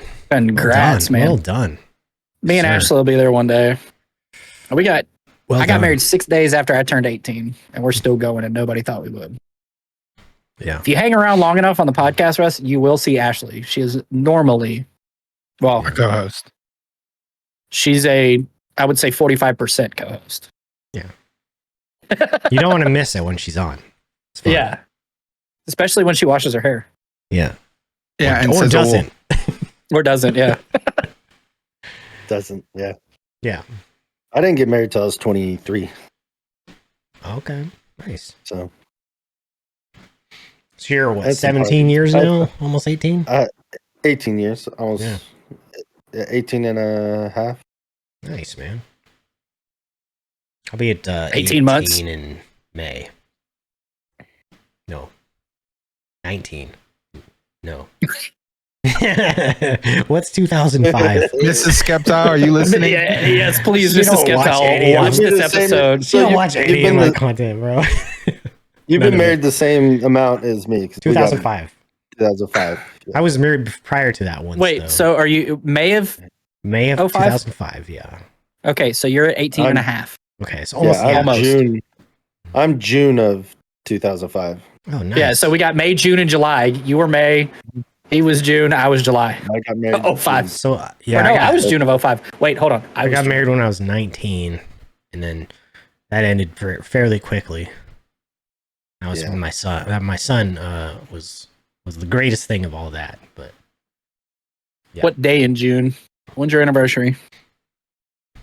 The 11th. We're testing each other now. This is against bro code. Bro, yeah, I can't. We cannot be doing this to each other Come on. in here. Coming at me with dates. We can I only was do just this asking. to you when Ash is here. That's fine. That's I'll get all that sometimes correct. acceptable. Okay, so for like the first 4 years that we were together, I was always one day off on her birthday. One day. Not a leap Like year. she gets so mad at me. Well, Right. it's the 30th of December, and I always thought it was the 31st. God damn it. My wife's is the 29th of December. My Damn. birthday is in 5 Oh, days. shit. Oh shit! Yeah. That's Yeah. the first time you're mentioning that. What? I know. Right? Well, it's You're not- supposed it's just to, another you're day, supposed man. to count down the entire week, man. No. I guess if I was your age too, I'd probably be like, it's nah. just I'm- another day, you know. I was Nobody- gonna buy myself the new Call of Duty for my birthday, you know. That would be my present that I splurge on myself. See, that's Yeah. look when You know- when you've been alive to say that you served with General Patton. Yeah, it is just another day.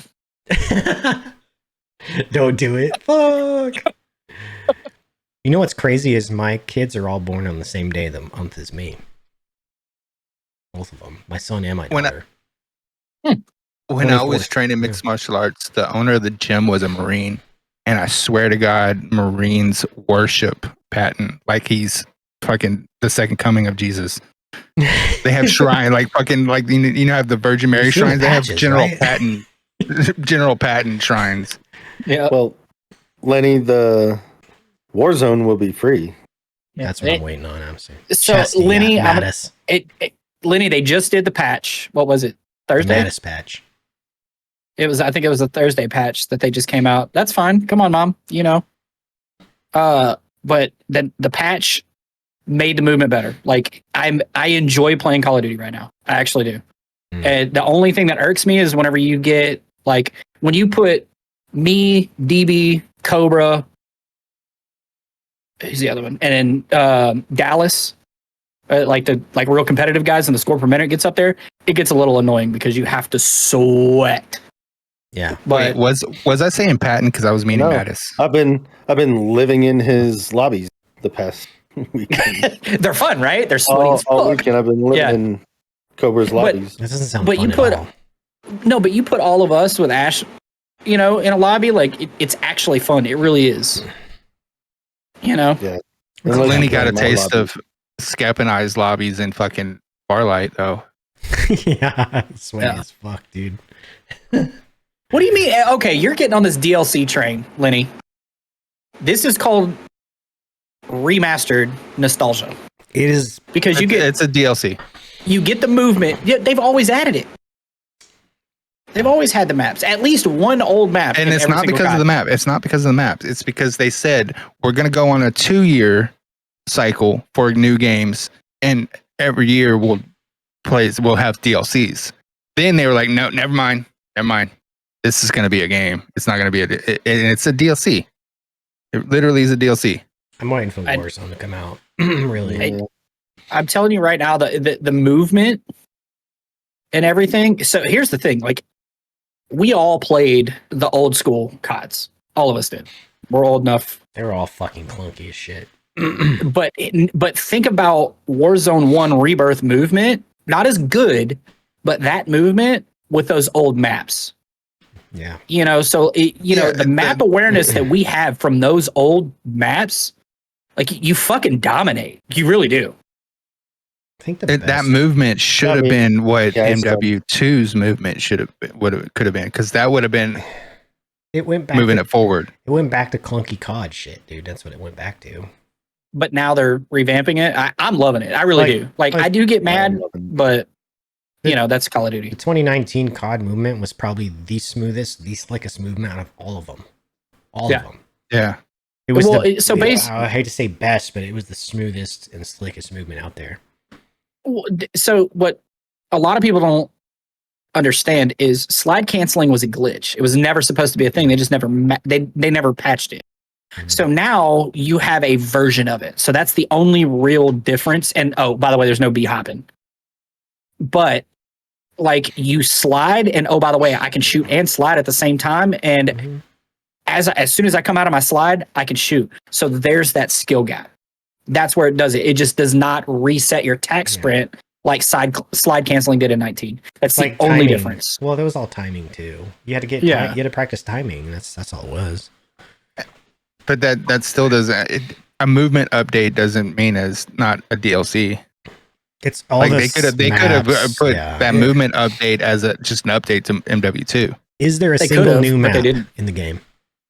No, not right now. So it's basically just a remastered fucking version of the game. Is all it is. I mean, they have what's that mode? What's that mode? War. They have a few. They have like the war mode or whatever. Yeah, a couple of different. A few of those. Like, it's like the massive. It's like what did you call it? Ground War. Ground War. No, not Ground War. I've had Ground War. What is it? No, I'm saying it's kind of like Ground War. It's a bigger map, but Lenny, with a lot it's of like people. an escort. Lenny, $70 is actually. I mean, cartridge games back in the 90s costed $70. So some of them, a number of them did. So I mean, it's not. We actually were treated well, paying $49.99 and $59.99 for games for quite a long time, because in the 90s they were much more expensive. The problem is that the digital download and the physical copy are the same price, when technically the digital download has no pressing of a CD, no book being printed. So there's no other extra cost to it. So it shouldn't be the same price as a printed CD or printed physical copy. Now you're paying money for them to have web hosting services. Yeah. So you're not paying for print, copy, and hard CDs. You're paying for servers. Instead of that, you're paying for the server for their usage of websites. Now that you talk about it, though, with like servers, like have you had any issues with servers? Because I have in zombies, but in regular multiplayer, I've never had an issue with the server. I've been disconnected one time. I've never had that in multiplayer. Okay, we're talking about like paying for servers or whatever. Supposedly, there's a rumor going around that the next Grand Theft Auto is going to go subscription based, monthly. Yeah, I heard that. Really? Yeah, it's going to kill that. And game. that might be the new standard in games. That would playing per month. I think it's monthly subscriptions to the game. Like, people are so money hungry, dude. They just Well, I mean, they're making everything cost for the user so much more for the user. I mean, look at Xbox. Just to be able to fucking play, online, you got to pay fucking $9.99 a month. That's $60 a year or some shit. Same thing with PlayStation fucking Network. PlayStation's like $79.99 a month. Yeah, it's wild now, dude. But PlayStation it used to not started that. Yep. They've only been doing that a couple years or whatever it is. Steam. No, you had to have PlayStation Plus to go play online for PlayStation. No, you didn't. I played online with you guys all the time. Yeah, when I was in Japan, I never had to pay for it. Whenever I upgraded a PlayStation, I had to get it for Call of Duty 3 to be able to play online. Not me. I never had PlayStation Plus. I never had PlayStation Plus until like the last year or so. I had a PlayStation. That's and that was what 2 years ago. I got my PC. What 2 years ago, whatever it is now. Yep. 2.5 years. Yeah, because when we first started playing together, you were on PlayStation and I was on PlayStation. Mm-hmm. Yeah, I upgraded to PC. I think in 19. Let me ask this: did they change anything about the movement since the beta to the release of the game? Yes. The beta was actually pretty good, man. The beta movement was actually a little bit faster than what it is now. So on the game release, there was a bug to where your attack sprint took forever to reset coming out of a slide. So it's faster now, or the beta? So the beta was the fastest. Mm-hmm. When the game released, it was clunky as shit. But this Thursday patch, now it's smooth. It's just not as fast as what the beta was. So that's Russ. That's Windows 12. That rumors subscription OS, but they started that with Microsoft Office. When you remember you could get it and like you could use it, and now you have to pay. I pay a yearly subscription to use Office and all those programs because I need them. I use them regularly. So, but it sucks because you got to pay every month. You know? Yeah, I remember you used to be able to fucking I pay yearly, but. Yeah, you remember when you could just go to fucking Best Buy and grab Office off the shelf, type in your product code, and have it for 5 years? Forever, almost. But now you can't do that now. The good thing is being in the military, though, is you can get a discounted version of it, which costs you far less than the 90 some odd dollars a year it costs or whatever. I like the option like the voice mod program has, where you can buy like a monthly subscription, yearly, or forever. Lifetime. I did the indefinite. Yeah, same. Because it was totally worth it. It was like $60 bucks. Yeah, 60 bucks for lifetime. When like you're gonna pay for like month, you're gonna pay like 90 to 100 per a year. See, I would probably use it for a month, and if I liked it enough, then I would likely upgrade it to, hey, I think I'm going to use this forever. Then I could say, yeah, I'll pay for that. Well, but so here's my thing with voice mod. Like, I use the shit out of it. Whenever I first got it, it was like a new fucking toy, right? And then y'all hear me on the podcast. I still use it, you know, but I've gotten my money's worth out of it in the past year and a half that I've had it, I would think. I've got my money's worth just out of the sound effects, being able to do the sound effects, not even just the voice mod itself. Yeah, you guys use mostly sound effects, I think. Yeah. Mostly. Well, I mean, I have some voices, but I don't hardly use them.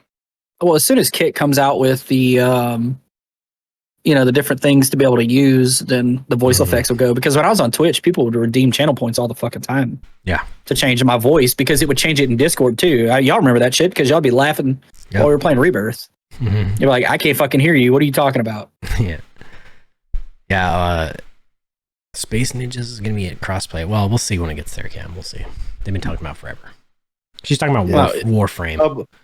I'll believe it when it happens.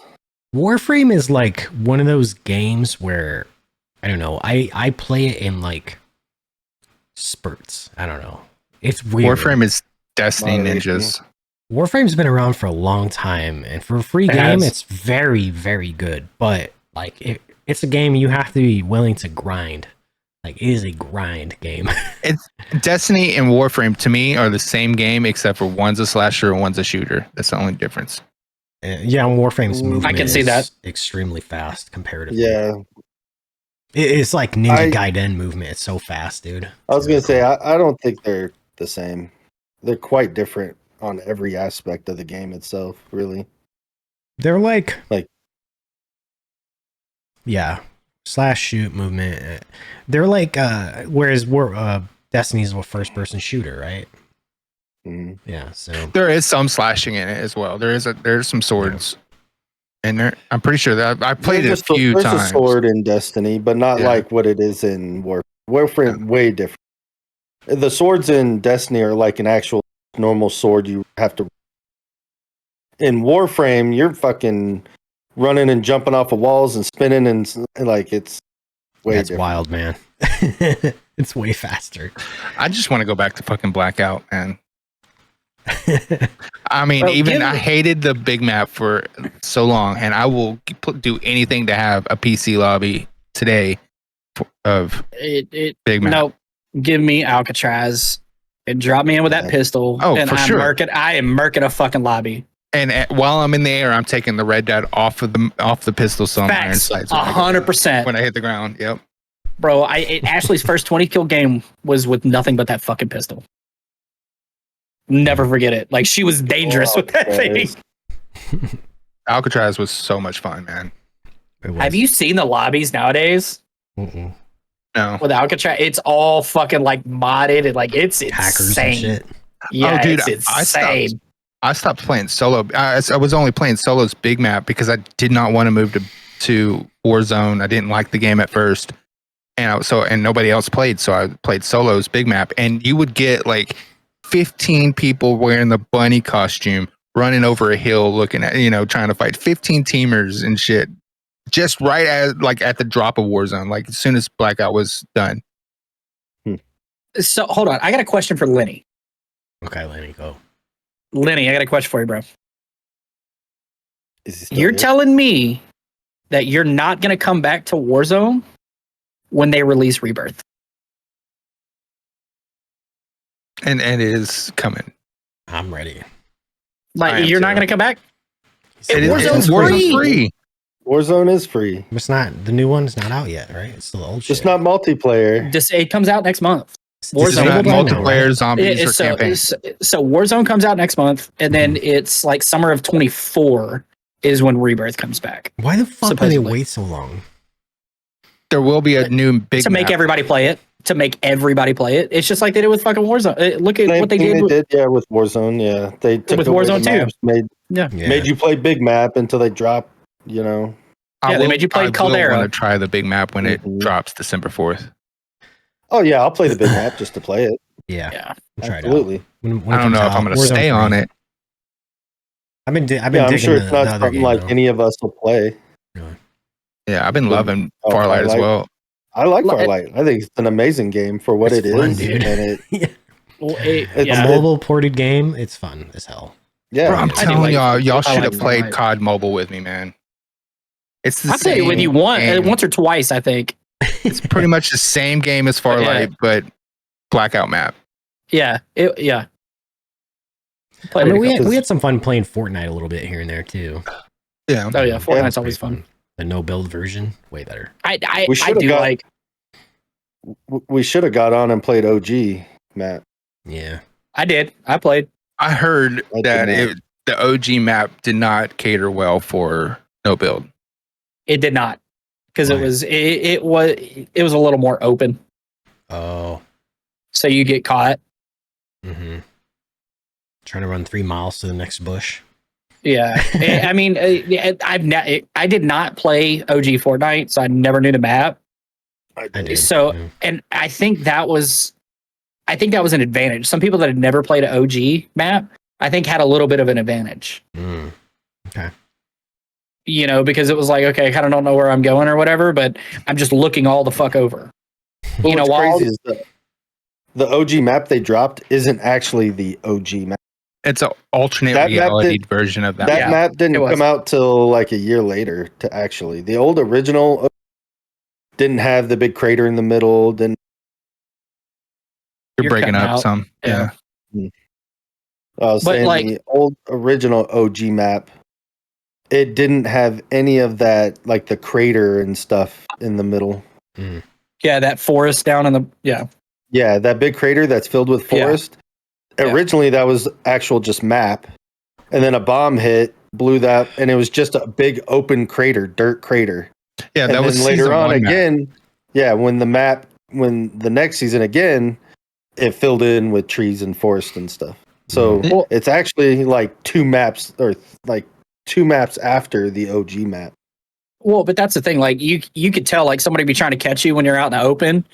And they, and they'd be out in the open and they expect to like build something. And then I just turn and I'd start shooting and they're like, oh shit, Yeah, I can't build. What turned me off to the no build was when they introduced porta-forts. Those little tiny forts? Yeah, they weren't tiny. The porta-forts were the big ones. Yeah, they were a tower. Yeah. Yeah. So it was no build, but if you have this little grenade, you can build. It didn't make sense to me. for me, like I said, I'm the guy that has not played builds ever. I think that gives just a hair bit of a skill gap in the game. Hair. Have you seen like Mongrel and fucking those guys are Clicks or what? Bro, yeah, they build a fucking castle 5 stories high in the span of like half a second. I don't even know. I'm saying see what the fuck they're doing. Macros. Yeah. I don't even know what they're doing either, but it's all 100% all macros. You push one button on your fucking keyboard and it's building what you need. Yeah, all these great builder guys are using macros. 100%. I've seen people build like that with a fucking controller on a damn console though. There's these like young kids that play the game that can build like that on a console, and it's sickening. Like, yeah, I remember playing on PlayStation and being in a lobby and dudes building like that on PlayStation lobbies, and I'm like, what the fuck? Yeah, it's crazy, man. My nephew can build pretty crazy. Not as like blindingly fast as some of these guys, but I'm sure it's still sickening. Pretty quick. It is sickening. Yeah. Like, how in the fuck do you do that? Speaking they have a tower with a lookout, and I've got 2 walls built. Yeah, I'm trying to get a roof on, Yeah, I'm like, hey, which button is that? Hold on. That's the difference between the elderly and the youth.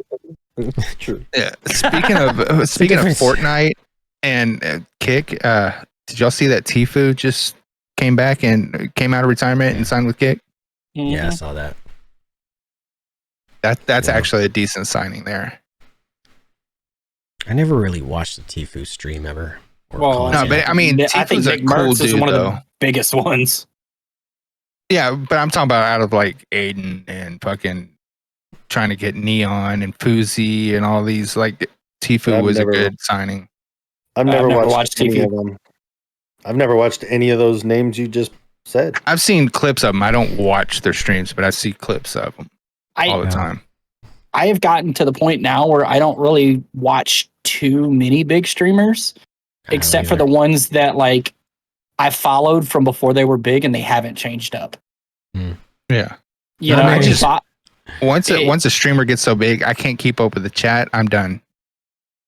Well, you got Jackson. I've been following that dude for a long fucking time. Sergeant Jackson. Blue Thunder. Been watching him for a long time. Bobby Poff, I've known since fucking Blackout. That dude is not changed up. No. You know, I watch Bobby. I like watching Bobby. I love Bobby. To this day, I don't go into his chat as much, but that is my inspiration for streaming. Like, he is always going to have a special place. He cracks me up. I love that. Good, don't get me wrong, but there's a lot of players that are better. Yeah. I just watch him because of he's entertaining. Yeah. He's an entertainer, 100%. I love that. Get the camera. So what I like though is it specifically Bobby. You know, because when this dude had fucking 20 viewers is when I started following this guy. You know, I could type in his chat and he still fucking acknowledges me and then says, that's one of the OGs right there. Like, that to me right there shows that this dude has not changed up. Yeah. You know, like, he notices the name in there and he does it with everybody. Everybody that I have known from his chat from a long time ago, he does the same thing. Like, oh, that's one of the OGs right there. Yeah, I lost my mod ship, but I was a mod for his channel for a little bit, and then stuff happens. I can't watch his channel as much, so I lost my mod. But every time I go in, he recognizes, and it's been a couple of years since I've been able to consistently go into his channel. Well, think about this too. You guys remember when you first started out, like the regulars that were around. You'll still recognize who they are no matter what. I think. Yeah, I mean, I do. The one person, and I think in most of our streams, that we're always gonna fucking remember is Wog.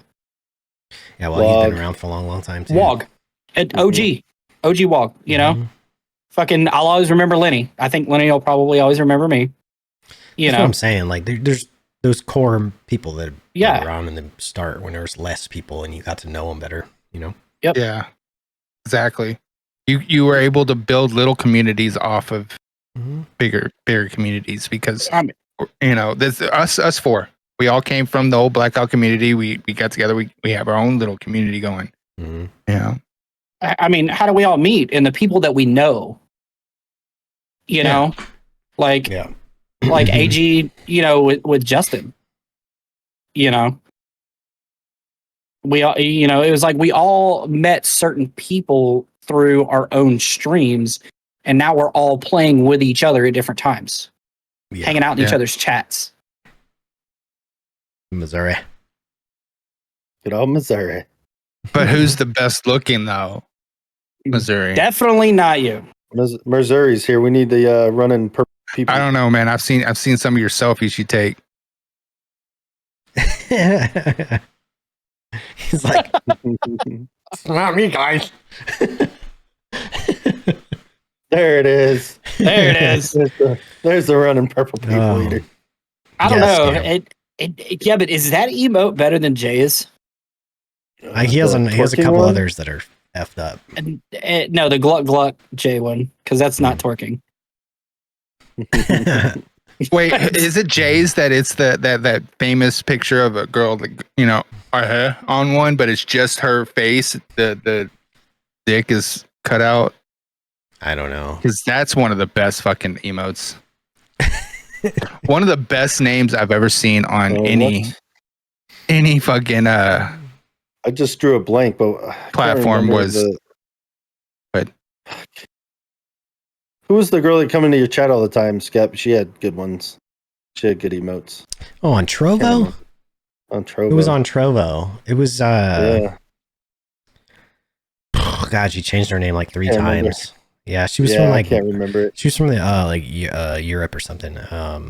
No, it wasn't Quiet. It wasn't Allie. No, not Quiet. It wasn't Allie. Yeah, she was from Trovo. She had like the donut in the tongue, and you're speaking a foreign language. That was the times where you and I could not. Well, shit, we still can't marry up. Whenever I can be in your stream. Yeah. The best name I've ever seen on any platform was a dude named I Hope She's Thick. Best name ever. I mean, if y'all want to start talking about names, let's start flipping through Call of Duty lobbies. Oh God, my goodness! Some of the names. No, so we don't want to do that. Some of the names lately have been pretty good. Yeah, you get some on. They're special. Farlight, dude. I have gotten some hate messages lately. Oh yeah. Oh, speaking of Farlight, we were in a game with your sister, Tuna, Samantha B. Her name was Samantha B. I'm just gonna not even comment about that. I'll text you what I would say, but I'm not.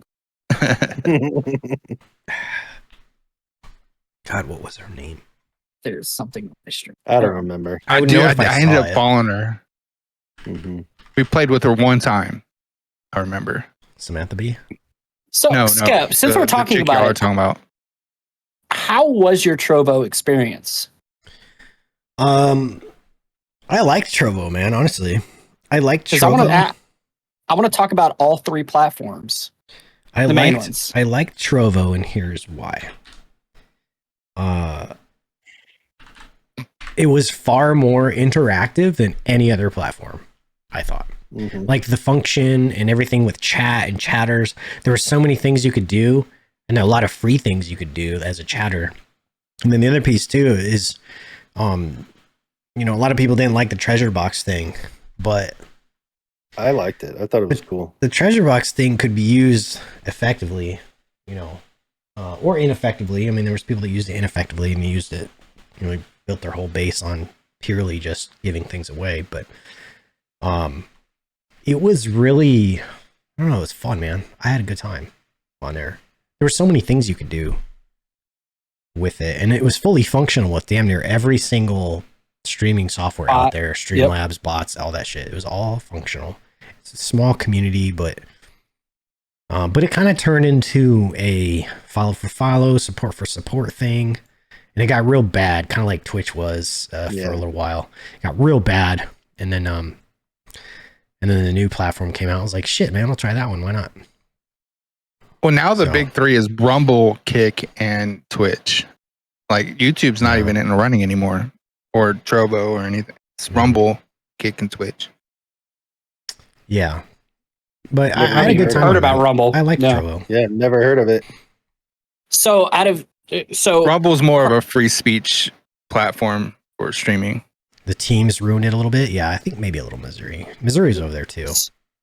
So, because you've done all of them, Skep, which one do you think, in your opinion, for you specifically, was the most profitable? Profitable? Yeah. I don't really. Which one did you have the best returns on and stuff? Yes. Well, it's hard to say. Probably Trovo. But I took everything I ever got anyways and put it right back into other people, like friends that I followed, Well, but I'm not talking about that. I'm just saying, like, the most you've made on which platform? Probably Trovo. Well, but it never counted against Twitch. But that's you were on Twitch for longer. No, it wasn't Twitch. No. Okay. The year on Trovo was probably better than all the years on Twitch combined. Well, because you hit the Trovo 500. Yeah, you used to get a bonus from it for doing that from Trovo itself. But the cool thing was you could just exchange it into Elixir and then basically use that to like take care of the people and stuff around you. You know, I was never really in the thing to like make an income, if that makes sense. It was just I just used it and I would do like giveaways for people and gift them subs and Elixir and build boxes for them and just having fun with it. Well, I mean, we've all been on a streaming platform. Yeah. I don't think this one's probably none the of us best one. Mm-hmm. None of us are in it for, our own game. No. None of us are. Like, okay, cool. I would put more effort into it if I was really. Yeah, like it would be nice. Yeah. But no. I mean, I give it all the away. most the most I made on Twitch was $1,500 in a month. Yeah, I've never gotten that far. And what I did, that was Go Blue Joker. That's all him. But I put it right back into my stream setup. Yeah. Like upgrading the cam, or, I put it right back into those that have helped me before. Mm-hmm. I will all wholeheartedly, we're going to go back to the Bobby Poff thing. That dude got me to affiliate. He hosted me. I got to affiliate. I will always be a supporter of his, so I always dump extra of what I have into him. And I think we all have that one person that if we have that little bit of extra, we're going to do that. Yeah.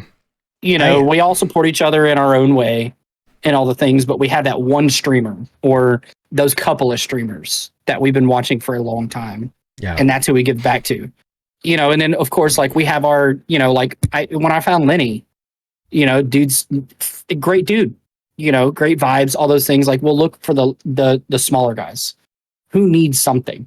Yeah. And, my 7 viewers that I have aren't much, but it's something. Mm-hmm. I think, and it's like, I'm going to sub to that guy. Yeah. I used to do a lot of subs, a lot. I started noticing a little bit of some negativity from certain areas. And that's mostly why I've stopped doing a lot of that, because it was just drawing this attention that I didn't want, because there was people that were coming around that I didn't like what they turned out to be, if that makes sense. You're expected. I know what they're there for, and I started seeing it, and yeah. But so that's kind of why I've throttled back a lot on that kind of thing. But I still do it every now and again, a little bit here and there, but what I love about just drew Twitch, a lot of unnecessary attention I didn't like. The one great thing that I love about Twitch is anonymous. That is, yeah, that is. I've always done the anonymous. Yeah. Because I didn't want to be that guy. Yeah. I do remember that cam. I think I actually used some of that to buy and upgrade the microphone setup. So yeah, that is a nice little feature you can use if you choose to, Yeah. I think I've used it a handful of times. But yeah, the anonymous is always great. But like I've backed off. I have 5 subs a month plus my Prime. That's all I limit myself to is 5 subs a month. And then I just got my Kick payout, and I'm gonna spread that all over the place. Yeah, I just take them and gift one a couple out here or there and stuff. So yeah, I mean, I think there's a couple months where there wasn't any, but when I get them, I get to put them back. You know. Yeah, I think mine's $30. Yeah. So and that's probably over 3 months for the couple of people that stay subscribed. Which okay, cool, appreciate it. But when I get the payouts, because it's what $10 I think for Kick, they pay out. No, it's just whatever that for that month. It's 30 days. You have to have a minimum, like a 1 sub or something. Is it really? I thought it was like $10 minimum. No, I don't think so. I think it's just like 1 sub. So there's no minimum. Way. I like the fact that Twitch just dropped theirs from 100 to 50. Yeah. So what's funny? God, when was the last time I streamed on Twitch? I would like to know that. I have been getting payouts every 5 months from Twitch. Yeah. Because there's still people that are subscribed, even though I said no. Because it automatically resubscribes. Mm-hmm. Like that is the default setting. You have to go in and just say don't resubscribe. Well, look at it like this, dude. No matter you 9 months change a platform, maybe that's where they prefer to support you. Maybe they prefer to do it on that platform rather than somewhere else. But that's the thing though. Like I told everybody, I was like, cancel them. I made a tweet about it. Yeah, I was like, cancel all of them. Because it's like, I'm not going to be there anymore. You don't want it. I should, huh? Do it that way, or just think of it like they're supporting you on the platform they want to support you on, which is fine too. But the way that I look at it is, I don't want somebody to be wasting money on something that they're, if they want to come in, you can email. They want to pull up their Twitch apps. Mm-hmm. Yeah, I need to do that. They're not wasting their money. They want to support you. That's why they're still doing that there. But the way that I look at support though is somebody that comes in and even if they're just a professional lurker. Yeah. If they open up and they just want to sit there and watch something, they're not going to watch me on Twitch because I'm not on there. Well, maybe that's just the way they want to do it. No, I don't know. Who knows? You'd have to ask them. Yeah, I'm going to download my list. Actually, there's a bunch of different ways to support somebody, and you can email your list. Yeah, you could, in my opinion, financially support somebody and not watch their content. You just like the person and just want to give them some money every now and then. $5 a month. You want to buy them a beer. That's how I think about it. Yeah, I don't know. I don't know. The way that I look at it is like, if you're gonna pay money at least every once in a while to come and see me, and I'm not there, I don't agree with it. Like, go buy yourself a beer. Well, if they are supporting you there, then they know that you moved over to Kick, and they will come. If not, then then it could be like me. Like I still subscribe to people I don't watch because I want to subscribe to them. I just don't have the time to watch them anymore. Mm. You know what I mean? Okay. I don't know. I'm different, I guess. I don't know. Everybody has their reasons. It's fine. Whatever your reasons are, they're yours, It's true, Cam. Yeah, might as well just keep it. Don't cancel. I'm actually going to go. Russ. Yeah. Right, Russ? I mean, it's a little bit different, I guess, with me, Russ. I don't know. You can give me your Twitch channel if you like. I'll go ahead and link you want to pay out every PayPal. 5 months, That would be great. If you could go ahead and just link that to my PayPal, that'd be great. Oh no, I'm just weird. Yes. I fucking love that movie, man. My son, 7th grade right now, 13, just watched Good Burger for the first time today. Really? Yes, I'm talking about you.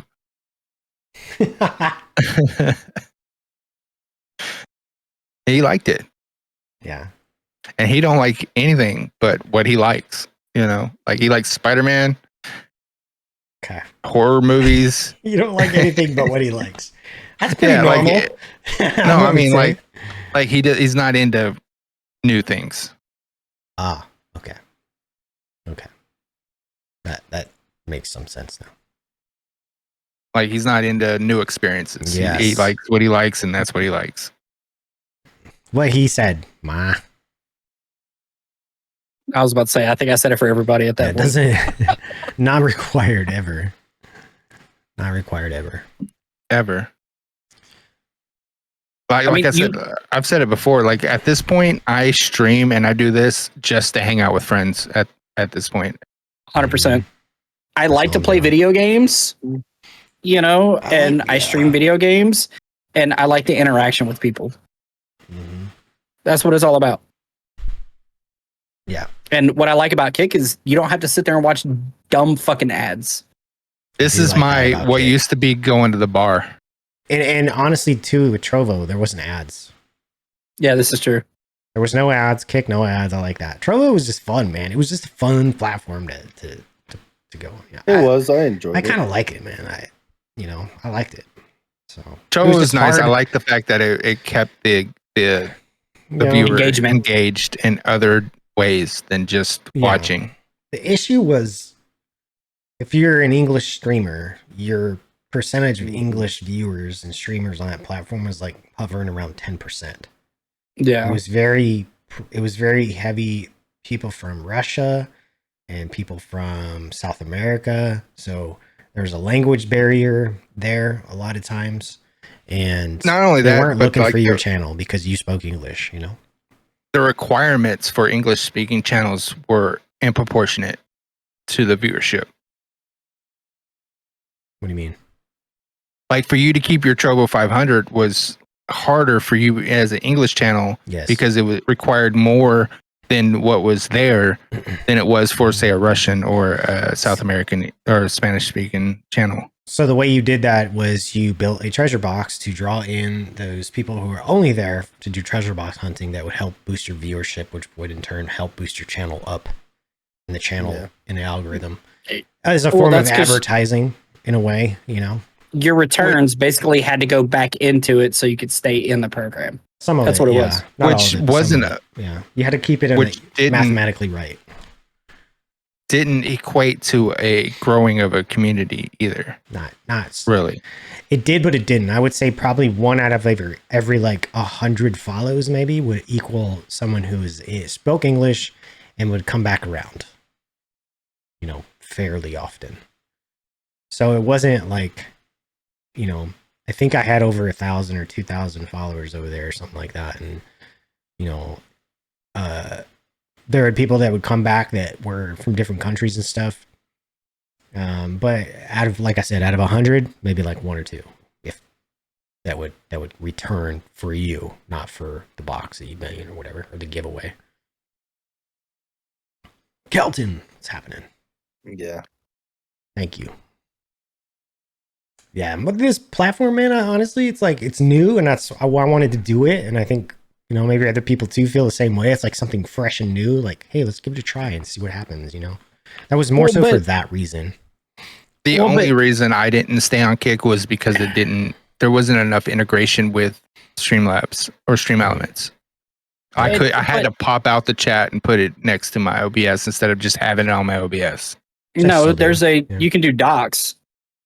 You can dock. I couldn't figure that out. Now. It works now. I've done it for Trovo. I did it for Trovo, but I could not get it to work on Kick unless it worked. You said it works now. Yeah, it's all about docs. And that's the thing. Like, you got to find workarounds for when there's new things. Like the one complaint that I have about Kick is the integration with the bots. Like they have Botrix. That's it. Skip can't use his, I can't go in and do, exclamation tuna. You can. Exclamation rebel. Oh, wait, you can now? Now you can, yes. Okay. It's coming around. It's coming around, yeah. Okay. So this goes back to the point that we're on different fucking hemispheres, and not really hemispheres, but, I know. We're on different schedules, man. I get it. Yeah. I'm not in Japan anymore. But yeah, the integration, yes, it's lacking, but it's coming. But the one thing that I do like about Kick is seeing all of these names that are signing these contracts. That tells me something. And, I found Trainwrecks through Kenny, OKB. Y'all know Kenny Brown. We love Kenny Brown. He's amazing. And that right there is like, okay, that's why I'm going to do it. I had a very early account on Kick. I just didn't stick to it because I just dropped it. I think that if I would have kept to it, it would have been a whole different ballgame. but I didn't believe in it, but now I do. Now that you see the likes, I mean, fuck, you got fucking Nick Merckx on the platform. You got Tfue on the platform. Here's the thing about it too, is it is right now it's still so new that it's mostly streamers. So there's not a lot of viewers, and the viewers that are there are in about 60% of the viewers, I would say, are in like 5 channels. Yeah. 5 to 8 channels at a time. I would go farther and say like maybe 75% of viewers are people coming from other platforms following a streamer that switched. That too, but then most of those people are also other streamers. Well, I mean, it's a whole bunch of streamer stuff. I mean, yeah, but you can look up the viewership. You know, look at so Tfue just signed, right? Look at the difference between the viewership from when Nick Merckx signed and when Tfue signed. It's going to be skyrocketed because that community. It's all about the community that you build. That they built already, you know, that's staying there. They're not. Yeah, you have to bring your own viewers in. There's no, you know, it's very minimal to like have one skip over from somewhere else. That's just purely a viewer and not a streamer. I didn't verify this, but I heard today that Tfue was burnt out from streaming because he signed a deal with Twitch that made him stream 10 hours a day, every day of the week, 365. To meet his goal on his contract. To get his contract payout? Yes. But that was his contract. He signed it. You know what I mean? Like that. I mean, it's fucked up that Twitch would do something like that. Yeah. But he's the one that signed it. You know what I mean? He read it and signed it. Yeah, I'll do 10 hours a day, 365 days a week, a year. Well, he probably because he was already doing that, and he's like, "Well, shit, that's just what I'm already doing." But I didn't realize that after so much time, you're gonna get fried doing that. You know, you're gonna burn yourself out. I did a good year of 8 hours a day plus 5 days a week at least. It was 6 days a week, and I got burned out to where now I'm just 3 or 4 hours a day, 4 days a week. Yeah, I'm not doing that nearly as much. Another thing, Tuna, we are in the same time zone. If you would play from between 9 and midnight, you could play with Scap. True. What time do you wake up in the morning? Hey, that's on you. What time do you wake up in the morning? You can play from 9 to 11. Okay, what is your work schedule? I wake up at 6 a.m. every morning. But I go when back do you to sleep. have to exactly? When do you have to be at work?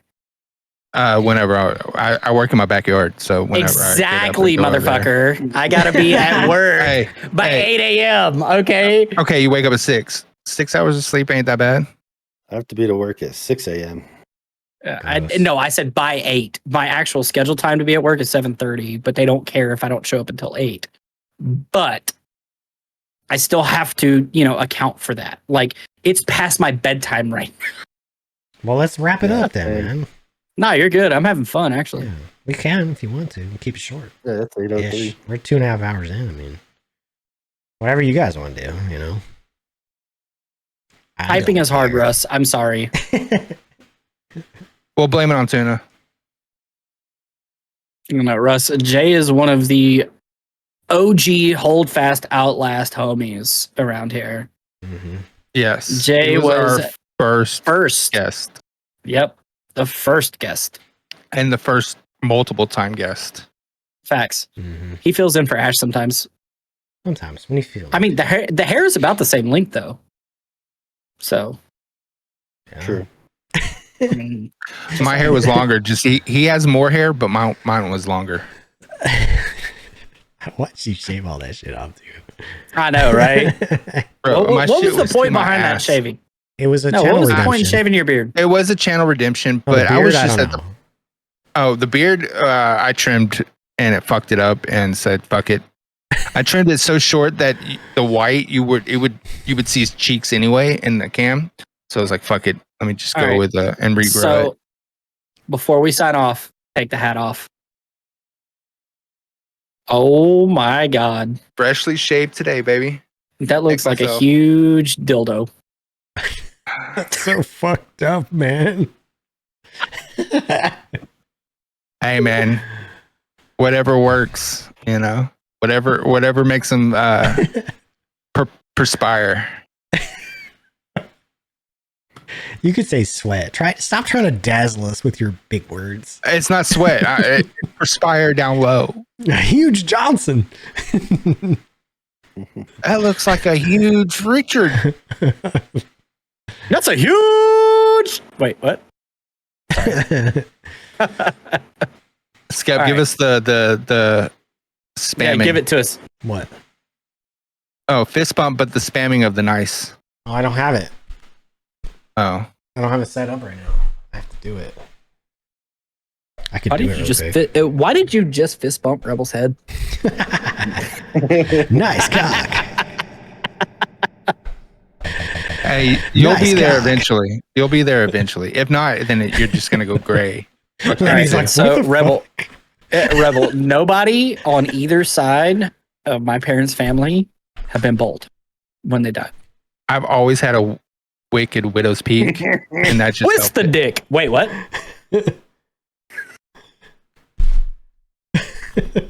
It's a rubber That is- fist, dude. It's a fist That bump is when you're Peggy winning. Pound Town, Lenny. Pound Town Yeah, Peggy. Peggy that Pound is Town, man. that is Skep's gamer buddy, man. When we win, you get fist bumps, man. You like it's just Yeah. moral support. So someone it was a gift. It smells like ass. That's what it smells like. No, it doesn't. It doesn't smell like that. So a refined alien Doesn't was smell talking like about something to keep him from It doesn't smell like raging. anything. From raging in a game. I have one of these. Why are my dogs? Is that a When I squeak rage hammer? in a it's a squeak hammer. Because when I rage in a game, I pound this on the desk and you cannot stay mad hearing squeak, squeak, squeak, squeak. You just can't. Sure. Oh, he had So- one of those like little speed bags that you put on the desk. And I was like, no, this is better. Trust me.